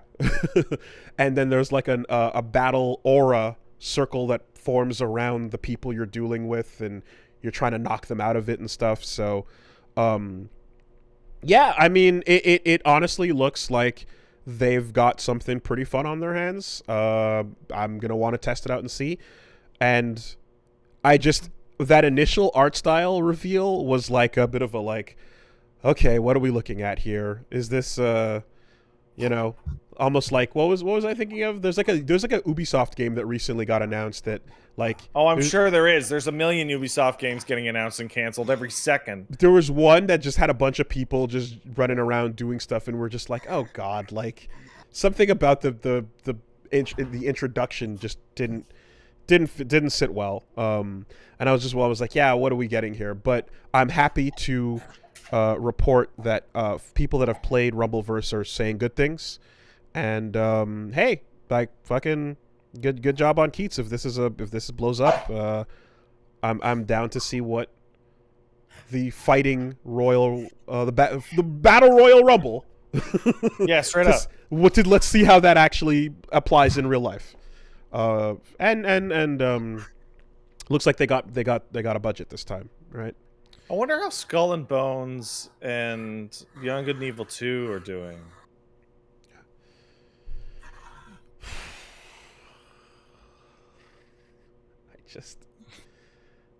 I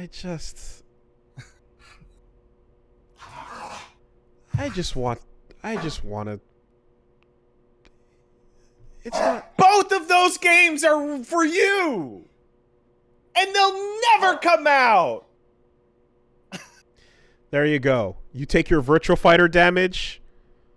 I'll take my Beyond Good and Evil damage. Did you even finish the first game? I didn't. No. Well, no wonder you care so much about it. Go. That game's ending sucks ass. I like that setting, and it really is one of these infinitely ridiculous drags over fucking.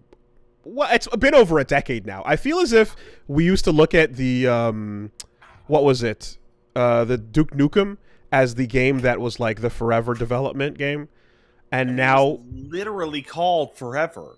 And now there must have been games that have surpassed it, but it just happens frequently enough that we're just kind of yep, okay, well, anyway.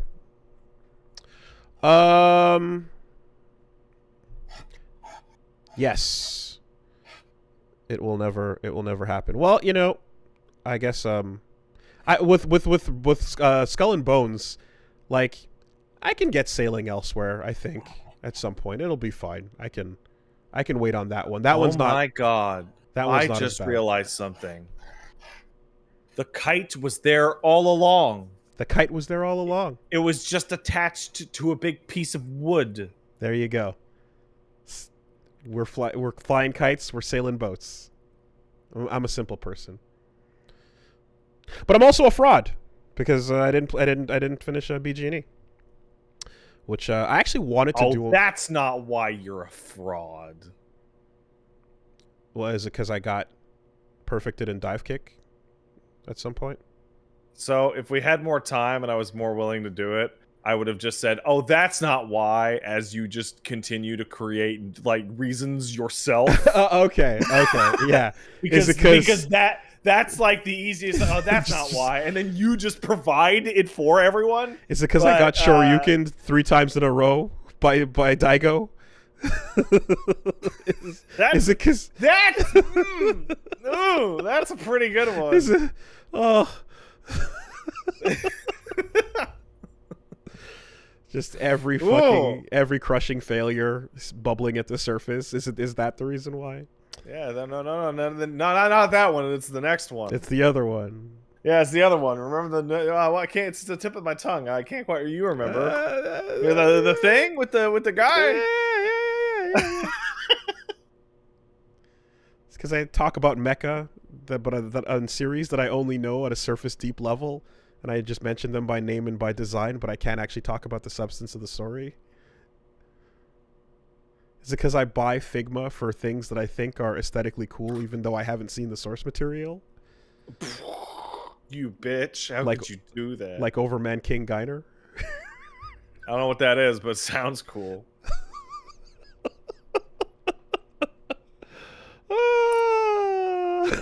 No, you're a fraud because you got a Christmas tree behind you, but you haven't had the light of love of Christ in your heart every moment of the day.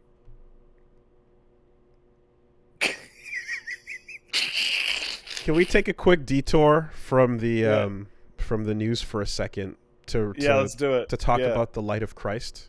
Let's do it. So yesterday I had dinner with the folks.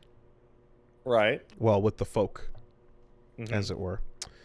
And it was a nice little, we had a little sit down and you eat the food and you have a good time and nice little dinner, small talk, but like, how you doing? Yeah. And I've talked a couple times and hinted at it a couple times about how just like I don't know, like you got to have polite conversation, but at a certain point you're like, I don't know what else to say in regards to No, it's not we're going where you think. In regards to vaccine conversation. Oh, I knew. But even without the specifics of like, I know the feeling well of, I don't know what more to talk about this, and I'm willing to drop it, but you're not willing to drop it? And you're essentially telling me to convince you, but you won't be convinced? And I think the only thing, like my final shot, my final energy as I die, my last piece of life that I go with, because I'm like I'm out of ideas, is probably pretty extreme, but I basically had to sit down and introduce her to the concept of the Herman Cain Awards. Are you familiar with the Herman Cain Awards? No, but I bet okay. I can ballpark it. So a more granular Darwin Award? Yeah, and it's fucked up and depressing. And some people are coming at it with the wrong celebratory energy in some cases. That's kind of nuts, but at the same time, the level of fucking insanity that you see some people, the lengths some people go through to like almost take out as many people as possible with them as they go is wild. Like, you hear about cases of just horrible shit, but to summarize, it's basically just a series of screenshots of like people talking mad shit about the pandemic and the vaccine and all of that being fake, followed by please pray for X, they're in the hospital, followed by they passed away. And it's a simple sequence, and it's like 7 images, sometimes 20 every single time, but it's fucking it's brutal. And I'm like, can I just show you these? Because there's literally hundreds of them, and they happen every day, and I see them on the internet, and like some of the conversations you see sound like it was the same voice. It was the same ideas. It was the same level of just like, no, we'll just need to just pray. Prayer warriors can accomplish amazing things. It'll be fine, And that was like that's the nuke I can drop, I mean, yeah, but I'm built different. That's not quite the energy that she had. Yeah, but God's built different. Now you're talking. Now you're talking. I just needed to just kick it Adjust over a a little step, bit to the on the left. bowling alley of rhetoric. But look, I gotta. Okay, I'll think about it for real, and I'll take that as the closest thing to a W possible in this type of scenario. I'll take the slightest hint of a crack as something, you know. Yeah. Christmas time is here. Well, anyway, other stuff was announced, including Dying Light 2 Stay Human.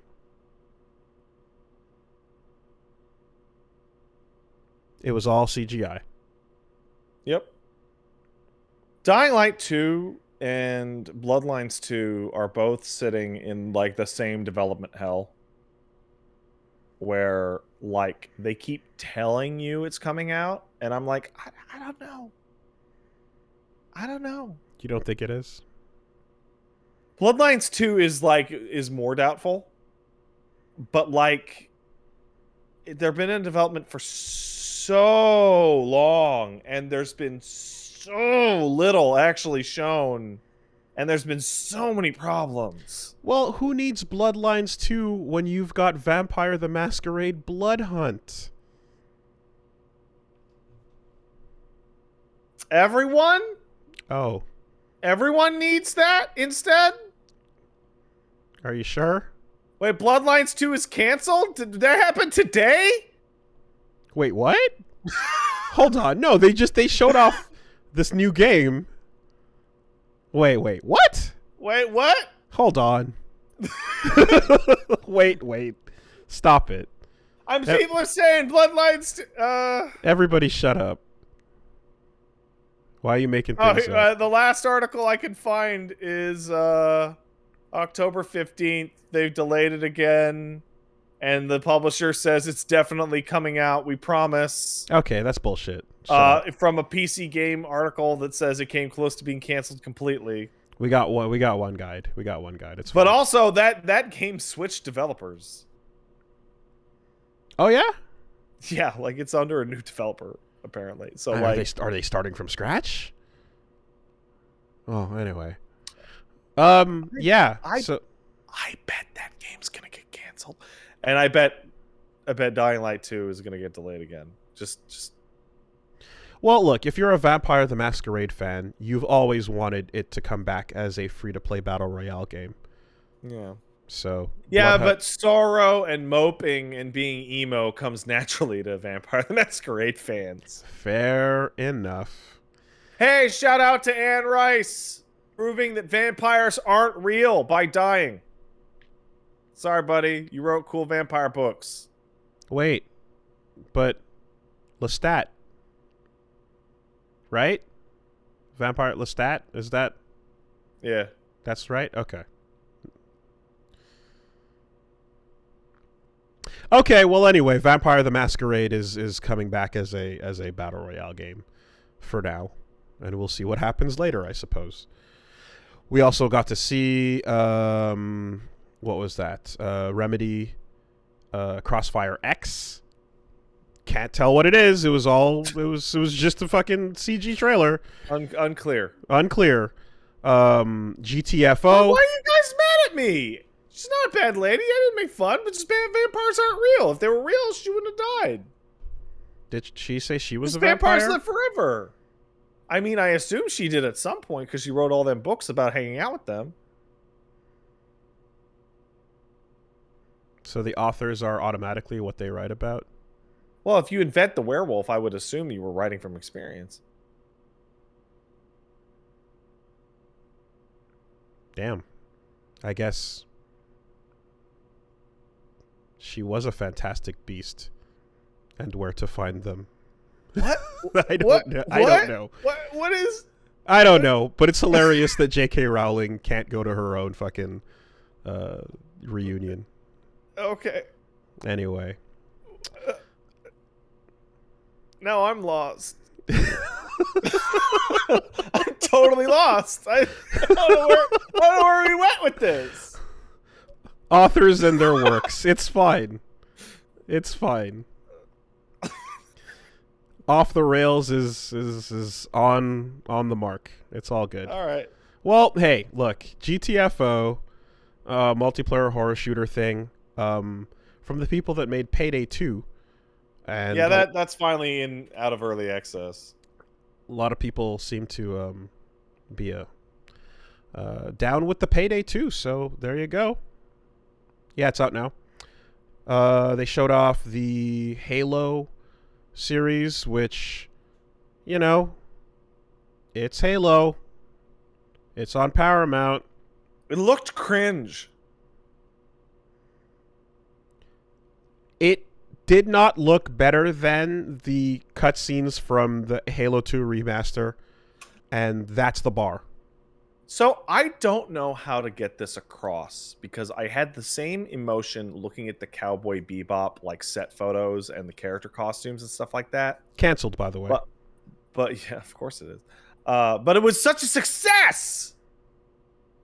Anyway, where I'm looking at it and it's like, this isn't rising above a cosplay that I've literally seen, like with the guy with his helmet off eating a hot dog at the convention hall. No, it isn't rising above that. Right. It's and if right it's on par not, with it.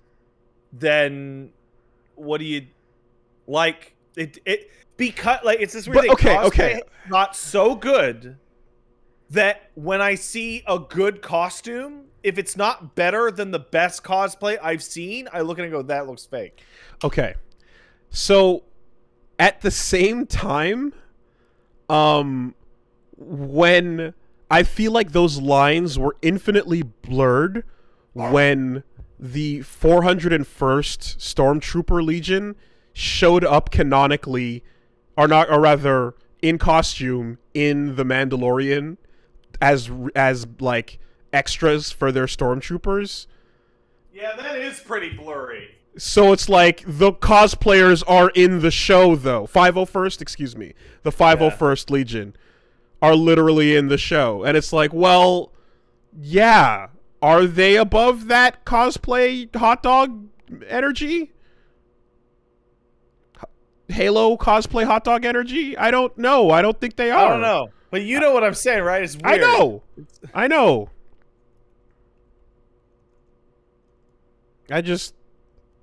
I think the lines have been blurred for a long Yeah, I bet time. that Halo thing's going to be cringe. I bet. Oh, I'm sorry. Is it 501 at first? 501st Legion? Excuse me, my mistake. More like 500 and worst. Thank you. All right. Nailed it. Those guys seem cool, but it was a pun that I couldn't let sit there. Those guys seem cool. These guys seem like huge fucking nerds. Look at you, Oh, nerd. dude, I had a fucking 343 employee reach out to me to tell me that the suit doesn't jerk him off. And I was like, yeah, whatever, dude. Whatever you say. Oh, shit. Damn. Take that, nerds. Yeah. Now, after we finish shitting on the nerds, let's get excited for the new Elden Ring trailer. Woo, it's the opening cutscene. Yeah. It's clearly the opening cutscene. I forgot, but that girl's armor is so cool. Yeah, it's cool. I like it. And then the big monster had a big shiny, and I was like, damn, that looks pretty. And it's interesting how, because I was like, yo, now a cinematic only trailer for a game that we've seen tons of footage of is more than welcome, you know. And I was like, you see, Reggie, it's okay to not show off gameplay now when we already know what you're about, and you've already shown us that stuff elsewhere. Now you can focus on extraordinarily on the clear story. what gameplay is going to look like in that game. You know, as opposed to the game that debuts its entire marketing campaign by hiding what it is from you. Mm-hmm. Our opening salvo is a lie. Like, duplicity you know what? is literally the first line of our offense. By the way, I hate to go back to it too often, but now that I have actually finished Endwalker, I can confirm that parts of that fancy CGI cutscene are straight up factual impossibility, huge lies, don't happen. Awesome. Just complete bullshit. Cool. Those are the good lies. Yeah. And then we got Arc Raiders, and then we got The Matrix Awakens, an Unreal 5 experience. Sure. Starring the Keanu Reeves and the Carrie-Anne Moss. Man, it's weird seeing the side-by-side comparisons of all the color filters that movie has undergone. Yeah. Holy shit. Like, I didn't remember that it wasn't... The Matrix original was not green. Because I had seen it more times after the fact than, like, in the original release. They added all that shit later. That's nuts. So, I want to give a shout-out to Keanu, for real. For him and Carrie-Anne Moss were clearly reading off a prompter, but he was doing a way better job hiding it. Sure. Yeah. Way better job. Now, people say he's not a very good actor, but he was trying really hard not to sound like he was looking at his prompter. He's also down with the fact that people in Cyberpunk want to mod him to have sex with him. That's cool. But also, now that Keanu is friendly with the industry, do not mention Cyberpunk and everything will be okay. Yeah. He used like he used CD Projekt as a way to get in, you know, and now that he's in, he's reverse Kojima. Yeah, and now CD Projekt is like, hold on a minute, wait, Keanu, you're hanging out with industry, and you're hanging out with gamers, and you didn't tell us about it.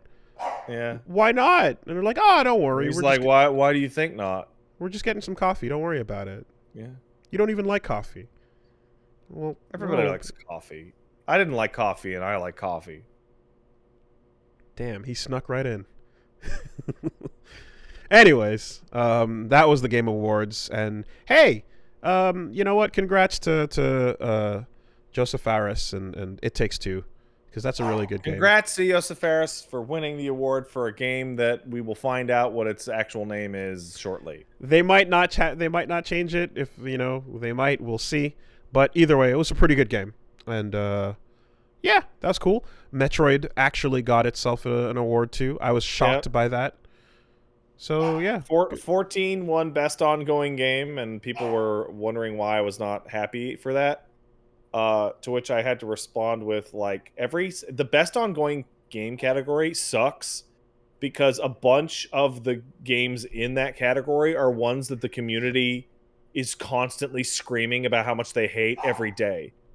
Yeah, yeah. So that's why when you see Strive win for Best Fighting Game, I'm like, yeah, but this is still out of a bunch of contenders, including fucking Xenoverse or you know, My Hero Academia Fighter. Like, there's always like a couple of them, and then some wild ass side takes that are just like the most recent anime tie-in game. We picked the winner first, and then we realized we had to fill out the category.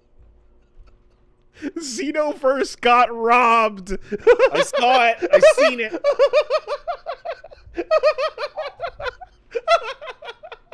Hey, while you're laughing about that, I gotta take the dog out again. Apologies. Okay, all right. BRB. Enjoy your giggles.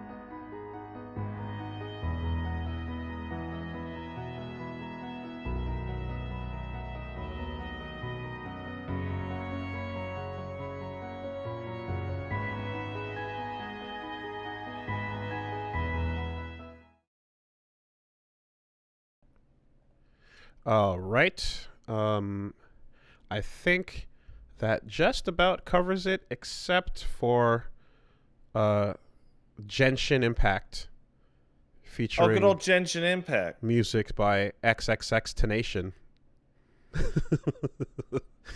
Yeah, that was all right.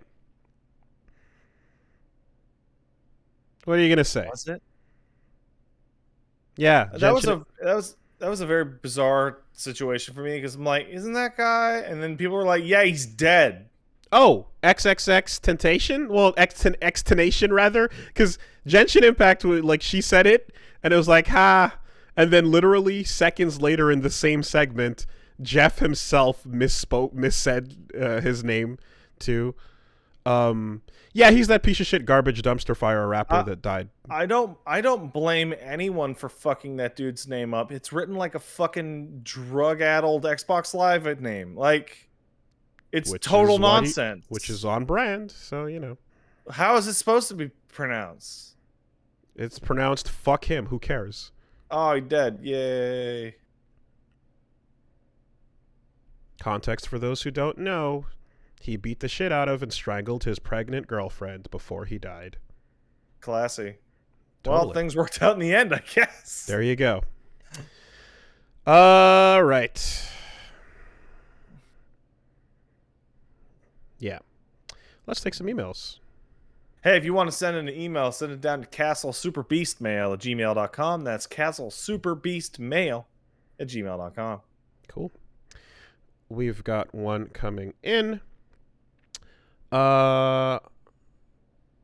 Tristan says, hey, Dogman and Punchman, I brought up the claw once in my Discord server as far as holding controllers goes. Started a debate over whether it's for crazy people or not. I sent them an image of my claw alternative that I switch to if I'm holding a controller normally. Easier in games like Souls and running around Kamurocho. If I have the index finger for moving the stick and I'm already holding down a face button to run, I found an old NeoGAF thread of people posting them doing the same thing, so I know I'm not alone. Do you have alternatives like this, or am I just insane? So essentially, you're looking at thumb over like the X button, and index finger is bent over the thumb, touching the right stick. And then stop it. Middle finger is over the shoulder buttons. Stop it, but also stop making games that ask you to figure something out like this. Exactly. Stop making games that ask you or that demand this of you. I think we can all agree on all parts of this. It's horrible, but also fuck the requirement. Tekken fingers till I die, though. I legitimately enjoy. You're no better. You're no better. Tekken fingers legitimately feels good. You're no.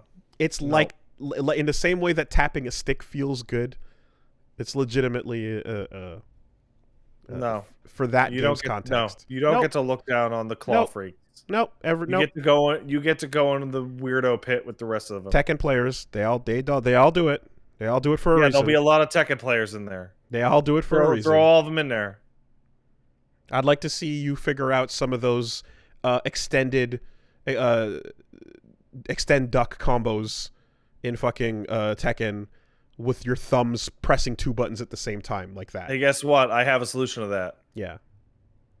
You know what that solution is? Play on a stick. Don't play Tekken. Oh. Congrats. I'm the winner. No, but that's not where I... No. That's not... No. I won. Okay. Get in the pit. Damn. If you say you won it, I guess you won. What we got here is... You're all freaks. All of you. Dear Kite Man and Lalafell. Fuck. Seth says, recently you talked about dinosaurs in the industry, and I wanted to share my favorite example of this in a different industry. The laundry industry. Okay, I'm interested. Have you seen the various symbols on different clothing tags? They're a universal standard developed by an organization called Gyntex or Ginitex. they've adopted Yeah, by clothing hots, makers. colds, whatnot. Symbols are a universal standard message how to convey proper care for clothing. Some of them are straightforward. For example, iron means iron safe. A box in a circle that looks like an electric dryer tells you how to machine dry it. Others are more abstract. For example, a triangle means bleach. A circle means dry clean. A box with 2 lines inside means dry in the shade. And temperature ranges are represented by dots. 1 line under a symbol indicates permanent press, while 2 lines under a symbol means gentles. Research performed on a podcast called Every Little Thing reveals that not only does no one have any idea what these symbols mean, but real-life symbologist John Langdon says that it's a laughable and meaningless system. The company who designed these symbols admits that less than 1/3 of consumers even recognize their meanings, but they insist that their symbols are correct when asked why they don't use more recognizable systems, like a thermometer to represent temperature, or a hanger or clothespin for air drying. So that's the way it's always been done. If we change it now, it'll confuse people who already know it. 100%, exactly. It's not our objective to change these symbols. It's a question of telling the consumer. Yeah, the consumer says these symbols suck shit. Am I out of touch? Never. It is the clothing dryers who are wrong. Reminds me of a little documentary I watched on symbology where the people who discovered nuclear radiation in terms of nuclear power and, making a plant or a stockpile or whatever, and the issue in coming up with the radioactive symbol and just the amount of thought that goes into it, because it has to be a symbol that's unilingual with no text that means don't touch this. And they were not as successful as the all-time greatest, which is the biohazard symbol, which is like the holy grail of non-verbal communication of contents, because the biohazard symbol is extraordinarily clear that it's not good for you. Yeah. It's all spikes and fucking weirdo shit. It's metal as fuck. Don't touch it. Yeah. Don't touch the biohazard symbol thing. It's it's dangerous in ways you might not understand. Just leave it alone. That's pretty good. Shout outs to you can't just keep putting skulls on shit. Poison took that. No, shout outs to Symbology. There was a recent story about a girl who did graphic design, and the sign for moose in her town was awful, and the moose crossing like things in Canada or something like that. So it was just misshapen and sunken and weird. So she just redesigned it to make it look like a real moose, and it was like, damn, that's a better sign. True story. People that live in moose areas that have moose issues know what a goddamn moose looks like. So just put a moose on the sign. And we got one here from Richard, who says, "Dear Kite Man and Orb Boy, with the release of Monster Rancher 1 and 2 for Steam, I've been having a ton of nostalgic fun, but I forgot how bad the item descriptions are. Almost everything you give your monster has some hidden value you probably need to wiki, but the worst item description I've seen so far has to be a drug called Nagil. The full in-game description of Nagil is, this will temporarily stimulate your monster's abilities. But if you go to the fandom wiki, it gives you this description. Using it doubles both the defense stats and skill stats for one battle, but it takes an average of 20 weeks off of your monster's lifespan." What the fuck? Considering you could theoretically give this drug to a monster once a week, and the average monster only lives 4 to 5 years, I can imagine how many kids roided up their virtual pets only to have them die of mysterious heart attacks. That's bullshit. That's probably the dumbest. Also, I checked out something that I saw mentioned. Willie, have you ever seen the carcinogen symbol? Probably, but I couldn't. I haven't. I just sent it to you. Oh Jesus! Yeah. Okay. So if you have not seen the carcinogen symbol, go ahead and look that up on Google. That is clear. Get the fuck away from that. That is maybe the most visually clear symbol I've ever seen for anything. That looks super dangerous. Don't. Jesus. Don't. It will destroy the inside of your body. And it looks painful. Like it's No confusion. It is coming from the chest outward to annihilate you. You will There's fucking bits and die. pieces floating around because they broke off. Yeah, the broken off pieces. That's the thing, you know. In any of the warning symbols, when the thing is starting to crack into pieces, it's like, oh fuck. Also, shout out to Corrosive. Your hand turning into a skeleton is very clear. Symbology is important. Unless you don't know what a skeleton is. In which case you have bigger problems than handling these materials. Like how you're going to be able to recognize incoming skeletons. All right. I'm satisfied with that. Yeah, me too. Okay. I'd like everyone to know that I successfully wiggled my mouse around enough for the past 4 hours that I got to stay logged in. Vote now if you feel that that is satisfactory. Vote by thinking aloud, yes or no. That's good. That's a good system. We will count and tally the votes. See you next week, everybody.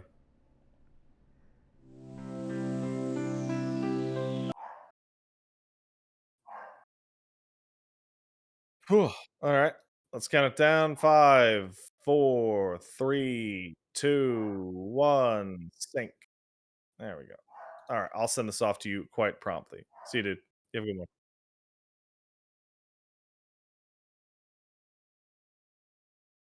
Right. Got it.